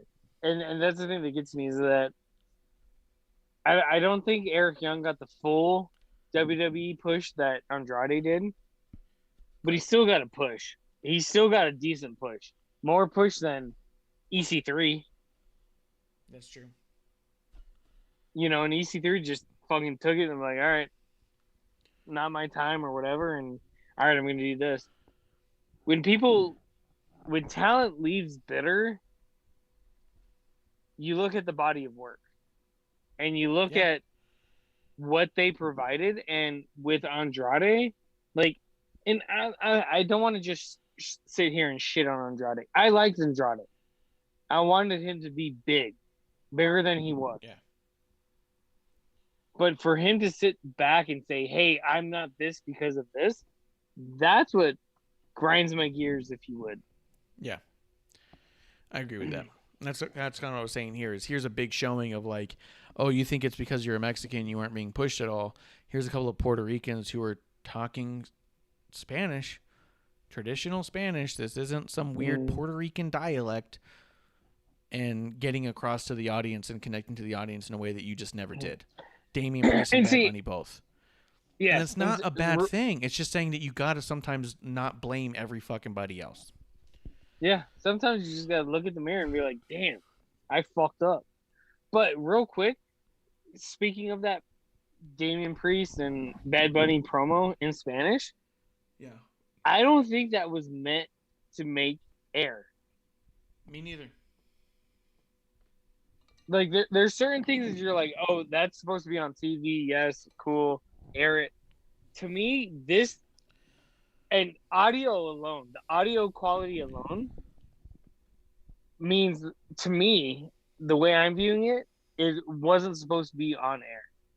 But it felt genuine enough with their responses and what happened, where they're like, hey, let's throw this up. And this, once again, to me, even after that, feels like a WWE exclusive, WWE.com exclusive. Yeah. Not a, hey, let's throw this shit on Raw on prime time. 100%. And, yeah, you know. I thought that too. And I even thought that, like, it's not like they put that up there to sell tickets. The tickets were already sold out. It's not like, hey, we're going to do you a favor and show this thing where you're really relatable. He's on tour. Yeah. He's done. He's sold out. Yeah. They just saw how someone they had on their TV connected to the audience in such a way they wanted to connect to a larger audience, and they did that. Yeah. You know what I mean? So it's like, I don't know. A lot of that stuff's stupid, but a lot of that stuff was fantastic, what Bad Bunny Damien did. I really like this part of the Miz promo, though, where Maurice starts talking for Miz and says something along the lines of like, you know what, Damien, if you want a match with Miz, then you got it tonight. You can have a match with Miz. And Miz just looks shocked at Maurice, like, what the fuck are you doing? And Damien goes, actually, that's why I came out here. Thank you. Thanks. That's it. Yeah. Yeah. He's like, thank you. It's so funny. And Miz looked at Maurice and he's like, bitch. Fucking bitch. I didn't want to do this, bitch. So good. But I love that. I love Damian Priest. It's so well in there. Actually, to be honest, I think Damian Priest's promos after working with Bad Bunny, since working with Bad Bunny, have been so much better than they were in NXT. In NXT, when they called him up, I was all like, I don't know. His promos have been pretty harsh sometimes. They've been really cookie cutter. When he first came up, he said a couple things, and I was all like, yeah. He did a couple promos when he first hit Raw, and I was like, And then once he got more and more into Bad Bunny, and they started talking, he's like loosened up. And there's a part of him that I think Bad Bunny gave him a confidence. I really do. Yes, it felt natural. Like, all right, cool. Let's because I don't think once on NXT. Excuse me, Priest. He was so kayfabe. I don't think he ever once spoke in Spanish. I think that's right. Except if he said a word like cojones or cabeza or something. Like he would have maybe said huevos or something. Like he wouldn't have done much if he did anything. Oh, my huevos are hot in this hot tub. Because he was the rock star in NXT. That's true. And I think it did loosen him up. Like, all right, cool. I can just sit back and be me. And I think a lot of that came out after the Bad Bunny thing. And he's like, holy shit. Like, and maybe this is where Andrade's coming from, but, you have somebody to break down your barriers, and you're like, all right, cool. I got it from here. Let's see where it goes. 100%. I think that's what it is. I think Bad Bunny was not only good for business, I think it was good for Damian Priest, and I don't think it was because of the rub necessarily. I really feel like Damian Priest learned a lot from Bad Bunny. I think he did. I think Bad Bunny made him feel like that rock star, made him feel big, made him feel larger than life. You know what I mean? I think Bad Bunny looking up to Damian Priest was like, man, I'm dope as shit. You know what I mean? Like, Yeah. Well, and how can you not? You have a Grammy-winning fucking artist looking up at you like, hey, you're my, not necessarily hero, but you're my guidance point right now. Yeah. I'm Yeah, I think looking at you for some feedback. Yeah. Yeah, I want to learn from you. You have something I don't have. And he's like, what? You're Bad Bunny? What do you mean? You know what I mean? You're Like, Bad Bunny. yeah. I think there's a lot of that there. I do. I absolutely do. I think that I'm so glad that Bad Bunny came through and gave Damian Priest that. Because I feel like there was a definitive difference there. I feel like you could see it. Mm-hmm. Let's see. After that, we had New Day and Riddle backstage doing a segment. I loved when Kofi was all like, yo, you got a match with Randy Orton? He's like, I hate that guy. Yeah. Dude, that whole backstage, and I know you guys don't like Riddle, but that was awesome. This particular segment went really well. Yeah, dude, just Randy Orton, Kofi. Dude, I hate that guy. I almost wanted to be like, he's stupid. Like, I almost wanted that out of Kofi's mouth because that's full circle. A full circle. Right? Kofi's like, I hate that guy. I think he's stupid. Yeah. But then Riddle and the fucking pancakes, you should put this in there. You should put it in there. Silver pancakes. And they just all yell. Like, that was one of those stupid feel good, like, giggle at it because that's funny moments. Yeah. Yeah. No, I think it was solid. It was really good. It's my favorite backstage Riddle segment yet. 100%. Let's see, that was followed up by Elias cutting a promo in the ring, or at least starting to, and then he tried to play the guitar, and it would have that boom to it, and then it pans over, and there's Xavier Woods playing the bass. Xavier Woods has been on Twitter. I know you hadn't seen it, but he's been actually learning the bass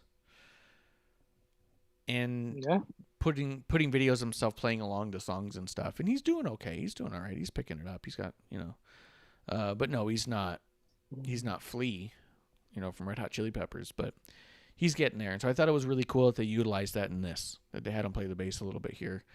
Kofi was dancing around, and he ended up leading into the Kofi versus Elias match, which was a really good match, I thought. Elias ended up getting the win, but I loved all the interference with Xavier. It was like interference, but not interference. The way he was playing Steve Austin's theme on the bass, Corey was recognizing it. Yeah. Corey was even saying it, and then as something's happening, Xavier just goes, "Oh hell yeah!" So fucking funny. All very good. Give me a hell yeah, I just wanted Kofi to drink something other than maple syrup as he's giving an oh hell yeah. Ooh, that'd be good if he had two big old bottles of maple syrup. He slams them into each other and pours them on himself. Yeah. Oh hell yeah. And then Xavier just looks at him and he's like, what the fuck are you doing, bro? Yeah. He's like, dude, it's impossible to get out. Let's see, after that. Go ahead. Never mind. No. You're good. Go. After that, we did have a backstage segment with Shayna and Nia. Shayna was yelling at Nia. Garza comes over and kind of flirts with Nia and walks away. And Nia's like, well, this is the thing that bothers me is we are now getting to a point where we're starting to split up Shayna and Nia. We haven't been waiting for the split for the whole time. There's not one match they ever had where the entire audience hasn't been like, just break up already. No one likes this team. Yes. This team is horrible together, and they don't want to be together. And so now that this thing's happening, it's like, ooh, is there tension brewing here? There was always tension there. You can't brew tension where it always was. They never wanted to be a team as characters. The whole thing was stupid. And then the fact that Garza comes through, fucking Reginald's gone now? Is that what this is? Yeah, that bothered me so much. Like, it bothered me more than it should. But he's like, "Oh, how are you gonna, why are you attracted to that little dude or whatever the fuck he said?" And then he just like smiles and walks away. That's his spot. That's his after WrestleMania spot. Like, hey, flirt with Nia and say her man ain't shit, and go from there. If it leads to a Garza versus Reginald match, Ooh, maybe let's that see I'd where be it down goes. with. Yeah, but at the same time, if whoever wins gets Nia's heart, ooh, Do you I'm think taking. Go ahead. I'm 100% behind Reginald versus Angel Garza? Do you think that the wrestling audience on whole, and The hole, believe me, I do think this about my whole. the fractured butthole. Do you think that they are so dumb that they don't see the fact that they keep putting Nia Jax in relationship storylines as a mockery of Nia Jax? That's what I think. It's what it is. You don't put, because before it was Reginald, it was Enzo. Oh, I forgot about Enzo. Ugh. Rest his soul. Yeah, R.I.P. Enzo. You have Enzo, you have Reginald, you have Garza. They're putting her in legitimate relationship storylines and not the other women. And I think that's 100% a mockery of her, and because it's funny because it's Nia. Oh, it's not objectifying like it would be for Mandy because Mandy's sexy. It's okay to do with Nia because she's big and not sexy. You know what I mean?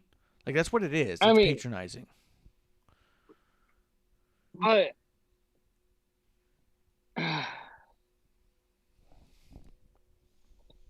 sorry, I had to burp. But Get it? I don't want to. I don't want to accept it as that.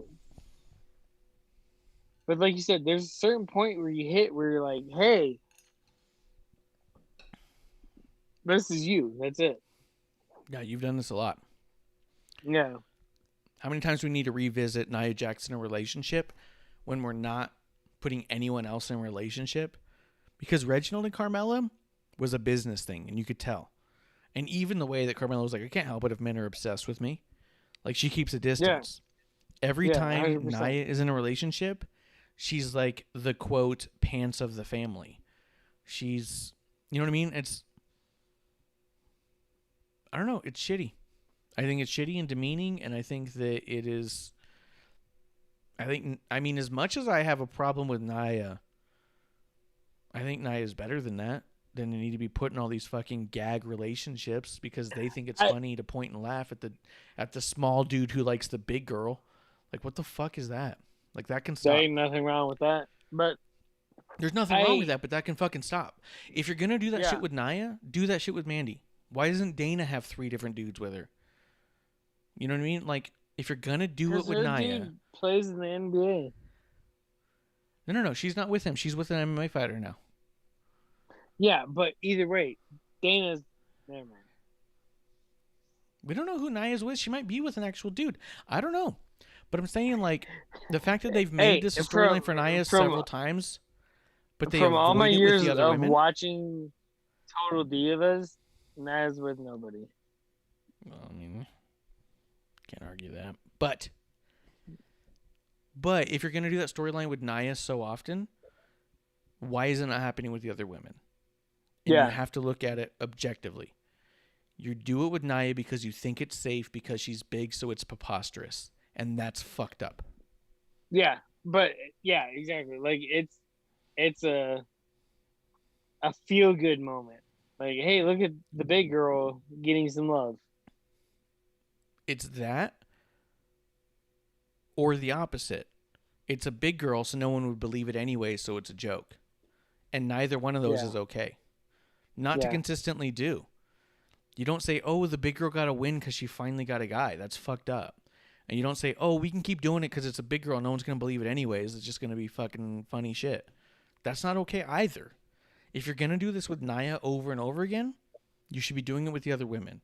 And if you're not doing it with the other women because there's a problem there, And there's a problem doing it with Nia over and over again. Nia's better than that. She doesn't deserve that. Yeah. I don't know. That's my rant. I just thought it was shitty. Because I saw it and I was like, guys, at this point, you're legit just... It's one of those two things, like you said. Are you going for seriously another feel-good of, I can't believe it. How lucky is Nia that a guy finally looked at her? Like, let's fucking stop. It's stupid. It's fucked up. I don't know. It might be the most negative thing I've said about WWE in a long time. I protect them a lot. But that one I thought was just unnecessary. Not okay. Yeah. Yeah. And it's not where I think I need Garza to be honest. No, Although I like his not haircut. at all. I do like his haircut. Let's see. That was immediately followed by Drew versus T-Bar and Mace, which I thought was actually a really good match. T-Bar, Mace, Drew, and Braun, who ultimately comes in to help out Drew when the match gets thrown out because it's a handicap match and two guys beat up one guy who were part of the same team. I don't know why that happened, but it got called. Braun comes out. It was actually a good match physically in the ring until the match started to fall apart. How many times do we need to see Drew on a 2-1 or 2 versus 1? Yeah. That's the thing that got me. Hey, if it happens naturally, let's do it. Move on. Everyone throw out their piece. Cool. But for him to be in another 2 versus 1 handicap match, to me, that's like his 4th or 5th in the last week. Either get your stupid ass out of these situations, or B, who's man enough to face him 1-on-1? And either way, I don't like the outcome.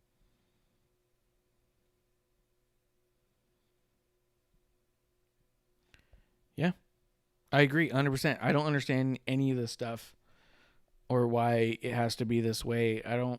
I mean, the fact that MVP is trying to distance himself from T-Bar and Mace, but Drew's like, you're definitely involved. I mean, the whole thing's really sloppy and put together in a weird way. I think all of it was put together as sloppy as it was because I think the whole point of it was to get to the end of this match where the match starts to unravel when Drew tears the mask off of Mace. And then beats the shit out of him with it. Yeah, he calls him names. Face thing to do. Starts slapping him in the face and then beating the shit out of him till they call the match. Braun Strowman then rips the face mask off of T-Bar and calls him a fucking clown and throws the mask at him and said, I hope people even remember who you are. They don't just fucking forget about you again. I'm like, okay, because we got a couple baby faces in the ring right now. Mm-hmm. It fell apart, and I felt like all of it was just to get the masks off of T-Bar and Mace, which I'm fine with. But let's talk about the poetic justice of Retribution. A lot of people are talking about how great this moment was. Everyone's talking about how great this is. Finally, they're out of the masks. Braun Strowman calls T-Bar a clown for wearing it. Drew McIntyre says, I just did you a favor when he ripped it off and slaps him with it. Mm-hmm. The entire point of Retribution being led by Mustafa Ali was that if you have a dumb name and you have an appearance people don't like, they will not respect you or give you the opportunities you deserved based off the skill that you have. And if this is how Retribution ends, then they were right. Yep. That's it. Mustafa Ali is right. He nailed it. He gave T-Bar, Maze, Slapjack, and Reckoning all silly names so that people would judge them and not give them a chance. Gave them masks so they would be made fun of for the way that they look. And no one would give them an opportunity and they wouldn't get a chance and they couldn't succeed. And the idea of Retribution was to get back at the system that was set up that way to be impossible to get through if people didn't like your name and your look. And what happened? They didn't get the opportunities. They didn't get the chances. They were literally called a clown. He said, I did you a favor, and slaps him in the face with his own mask. Makes them look different so they can have better names and then they can be accepted. Mustafa Ali was right all along, Retribution was proven correct, that the fans will not accept you if they don't like your name or they don't like your face. And that's fucked up, man.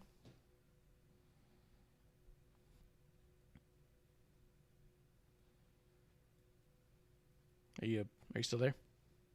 Yeah, I'm here.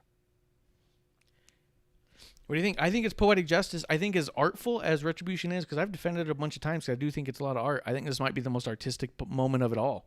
Is when it all unravels and he goes, "Oh, Ali was right all along." Yeah. I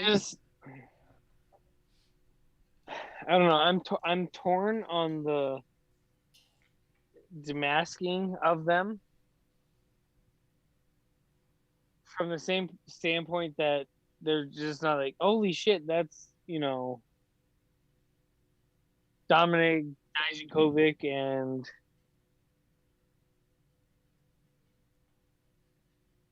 shit, what was it? What's his name? Dio Madden. Dio Madden. There you go. I as much as I'm, they're like, oh, we didn't know this whole time, even though we did. That to me, that little like stop point, kind of bothered me. But just going back and the whole fact that Drew literally takes his mask off of him and just repeatedly beats him almost to like a not even professional level, where Dio Madden's like curled up in the corner and he keeps just fucking wailing on him. It's like, Jesus Christ, Drew, you're a fucking piece of shit. That's what I got out of it. He beat him up so much, the ref literally called the match. Yeah. Drew got disqualified for beating it. Mace so much with his own mask because of how he looked. Yeah, and he had a fucking visual cut on his cheek. Yeah. And he's the babyface. Yeah. He's the hero. He's the guy I'm supposed to be Drew. behind. 3, 2, 1, Claymore. That's the thing that I don't get. That's the thing that I think that a lot of wrestling fans don't want to be cerebral enough to think about. What does this really mean? Well, this means Ali was right. It means every promo he cut about the way people look and the way that they're judged and the way that they're judged by their names, the way that they took away Mustafa and he had to fight to get it back because they told him that could never sell. No one would ever want to buy that it would be offensive to have that kind of a name. So he goes, all right, what if I have a faction? You know what I mean? He puts together his faction. I don't know how much kayfabe, how much isn't. It doesn't matter. I'm blurring the lines here right now anyways.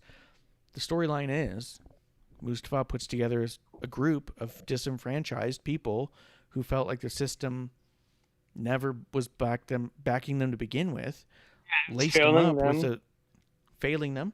Laced them up with stupid names on purpose, purposefully stupid, with terrible masks to make them be judged before they had the chance to show what they were all about. Because that's how the Mustafa Ali person and character believed he was judged. By my name and by my face, I'm judged before I get in the ring. Now will you as well. And can we as a faction actually build up enough steam to get Retribution on the system and the fandom that has created that brick wall of, if you don't look and sound a certain way, we will not accept you. And what it has proved more than anything else is that he was absolutely right, and that wall is still there. Yeah. Fucking incredible. Incredibly poetic, incredibly artistic, and incredibly heartbreaking. When I watched it all happen, I was like, fuck, man. Fuck, Ali's right. Damn it. Yeah. He's got it. Everything that he said is happening. Yeah. He called it. He called it the whole time. And I think it's absolutely silly that people are all like, oh, thank God they're out of those masks. Oh, thank God they wanted those stupid names. You're the reason you're saying thank God. You're the ones who judged them so hard that storyline couldn't work. You know what I mean? Retribution could have worked if the fans got behind it, because if the fans did not care about their name and their appearance, if they only cared truly about their work and their personas, every promo was great. Every Twitter interaction, amazing. But the fans wouldn't allow it, and now the fans have a self-fulfilling prophecy of like, oh, yep, see, it failed because you made it fail. It's fucking crazy, dude. It's crazy at how real it is. I don't know. It was just to me kind of like a big, deep kind of aha, like, oh, fuck. Because I was like, oh, shit. Ollie's right. So, I don't know. I'm trying to get too deep. But I do think the Retribution storyline from beginning to end was actually a very deep story. And I don't think it should be neglected. I think it should be celebrated. I think the way the faction failed and got redone just now should be celebrated, because it's like, oh my God, you know. Go ahead, say anything you want to say. No, 100%. You just nailed everything. I agree. There's a lot of frustration out there right now. Yeah. Yeah.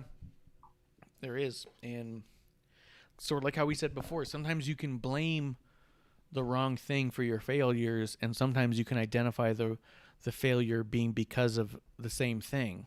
Mm-hmm. But they're not always the same, right? Yep. You can say, I'm Mexican, therefore I failed because the system doesn't like Mexicans. Or you can say, I succeeded despite being in a I don't know, let's call it an uphill battle, for lack of the right term. Yeah. Maybe it's an uphill battle to be Mexican. Maybe it is. I'm not going to tell you it's not. Maybe it's an uphill battle to be Mexican. And succeeding is a celebration. Failing doesn't have to be because of. It can be, but it's not always, right? And I think that the Retribution storyline is incredible because it proved without a shadow of a doubt, because you had a white guy from Boston, an Asian from California, I believe Mia Yim's from California, and you had a black guy from Chicago, I think Dio Madden's from. Huh. And you had Mustafa Ali with a Middle Eastern background. You had really quite the demographic there, quite an eclectic group, very diverse. Retribution might be the most diverse group of all time if you don't necessarily include the fact that NWO had 600 people in it. Mm-hmm. And the fact that they all failed because of their name and their look, regardless of any of their talents, is kind of telling, you know? The fans wouldn't accept it. So, I don't know. I guess kudos to Mustafa Ali for making an incredible piece of art, and I apologize that a lot of fans won't get to see that.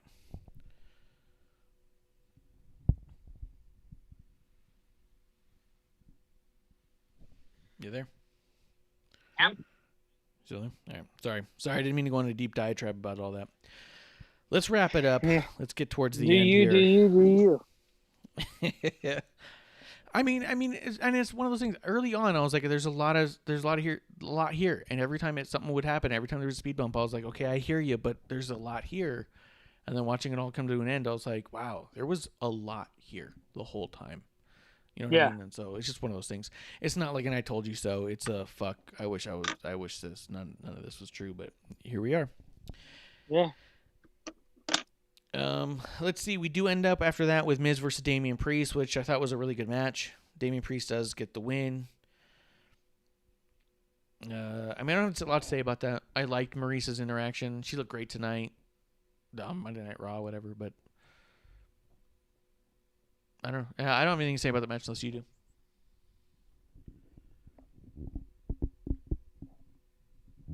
Are you there? Looks like you're adjusting something. Did I lose you? Oh no, here he goes. Anything you want to say about Miz versus Damian Priest? No, it was a good match. I liked it, and I kind of want to see more of it. Yeah. As much as I was like, why the fuck are they still in a program together? After that match, I was like, oh. Maybe this is okay for now. Yeah, without Morrison. Let's do it. Yes. Let's do it without Morrison and see what goes on. After that, we had Sheamus do his open challenge where Humberto Carrillo comes out, and then Sheamus just beats the absolute shit out of Humberto like he owes him money. It really felt like Bishop from Terrible Wrestling Takes, the way he describes things. Humberto comes out and just catches an ass whooping, as he might say. Yep. Humberto came out and just caught an ass whooping. There was no two bones about it. Yeah. Pay for my fucking taxes. Let's do it. Here it is. And that does bring us to the main event, though. The main event was Charlotte versus Asuka with Rhea Ripley ringside. Is that main event? Seriously? That was the main event. I know that was the main event, but does that have to be our main event? This week it is. Yeah. Kev, before I say anything about this match, I want to know your take on this match.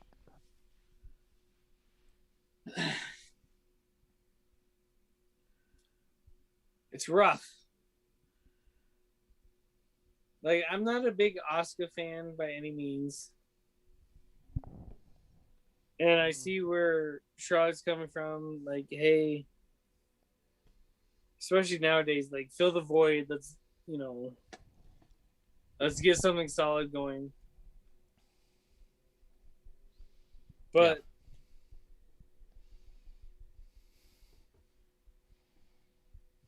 I just don't get it. What did you think of the match itself? Do you remember? Did you take any notes about it or no?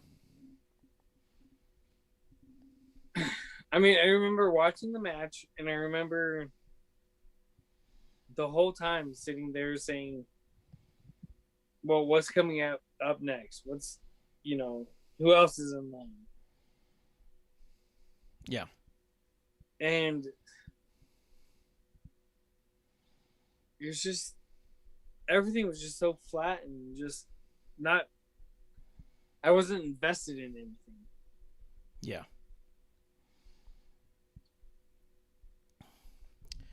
This is the notes I had on it. Charlotte is so clunky. She's selling to the opposite direction of the strikes. So if someone punched her to the like the left here, her head would have gone to the opposite direction of the punch. Does that make sense what I'm saying? Yeah. Almost like if you Irish whipped the opposite direction you're being whipped to. Everything she did was weirdly the wrong direction. It's like, that's not how strikes work. What are you talking about? Like, that's not force. That's not how force and resistance works. Like, it was really weird. It was absolutely opposite of almost everything Asuka did. And I was like, is she trying to make Asuka look weak? Like, what is this? This is so weird. Mm. I also put that commentary's covering for it. At one point, Asuka pulls her down for like a double knee thing, and Asuka just kind of monkey flips herself. And they go, I don't think she got all of it, but maybe she got enough of it. And, well, I mean, Charlotte seems to be down, and they were trying to figure out how to talk themselves out of it. Like, it was weird, and I felt bad for commentary having to say, like, we're calling a sporting event, and then you see shit like that, and you're like, trust me, it's still sports, I did put Rhea gets involved. I did like that it was during the figure 8, and that Rhea pulls her arms back. I like that, but then they ended up in this weird, like, hair pulling thing, where it was just for so long. They were both just like struggling to get any kind of advantage. And I was like, my note is Rhea and Charlotte do a lot of nothing and they're struggling. And then I put Charlotte beats up Eddie Oregano, the ref. I just happen to know a lot of the refs' names. 3 times. She beats him up, walks away, comes back, beats him up again, walks away, comes back, beats him up again. Dude, this match wasn't very good. No. It wasn't very good. It wasn't a great showing. I don't understand this whole business with the ref. They announced on social media that she was fined $100,000 and is suspended indefinitely. And then I heard somewhere else that it was like it's the 30 days. And I mean, I don't know what it is, but some form of suspension and $100,000 for beating the shit out of Eddie over and over again. I don't know, man. This was all really lackluster to me. It was not the main event I was hoping for. It wasn't a great match. I don't know. Do you have anything on this one? Not really. Like you said, it wasn't a great match. There's more questions than answers, and Yeah. not excited about it. I'm not. I mean, I'll tell you this. I think if they're leaning into Charlotte having real heat with the audience and she's pulling all this shit to get the real booze, I think long term I'm probably okay with it. But this really does feel like a delusional Charlotte talking weird, crazy stuff. This match did not seem very good. I don't feel like it helps any of the storyline in any direction. This doesn't, to me, like go like, oh, we're definitely going towards Rhea and Charlotte, which we definitely are. But it didn't feel like, oh yeah, this is a great momentum in that direction. Like, this was really weird, sloppy. This whole Raw was a lot of weird stuff in there. I don't know, man. I don't know. I watched Raw twice in the last 2 days. I'm sorry. I couldn't make this, and I watched that match 3 times. And I could not at any point say, yeah, solid match. I just don't see what people are saying when they go, yes, Charlotte's the greatest of all time. And that's not to try to knock Charlotte. I'm really not trying to knock Charlotte. She might be the greatest of all time. This match was terrible. You know what I mean? Of all time. Of all time. But that's all I really have to say about Raw. Yeah, I'm right there with you. Yeah. Well, we are leading to WrestleMania Backlash. We do have a brand new t-shirt out. Our Wrestling on the Rocks Episode 1 Again shirt, Star Wars themed. Go to our WrestlingOnTheRocks.com for all of our contacts, for our links. The shop will take you straight to our ProWrestlingTees.com/WrestlingOnTheRocks. Kevlar, do you want to tell people how to find you? No, because I don't want anyone to find me. That's a good point. Do you want to tell people about our Facebook at least? Yeah. Let's go to Facebook. There's Wrestling on the Rocks on Facebook. I'm Kevlar on Twitter. Kevlar on the Rocks with an X. With an X. With an X. Big ol' X. Yeah, I am at Ref Marsh. We are at WOTR, the show, WrestlingOnTheRocks.com. Trying to get the producer awake. I've been trying for a minute. And I believe that is going to be last call. Kev, are you ready for last call like I am? I'm more than ready. Cheers. Yeah. You're like, I'm fucking dying for last call. I'm going to pour a little partial drink I've been here. waiting for this shit. I'm peeing my pants over here, bro. Kev, that's last call. I'm excited to have you on this week. We're going to be talking soon next week. Last call. Cheers. Hey, producer lady here. Thanks for tuning in. Continue to support us or buy us a drink by following and putting the I in subscribe on Twitch. Or subscribe and review our podcast on Apple Podcasts or wherever you listen to us. Cheers. I would never have a drink with Wrestling on the Rocks.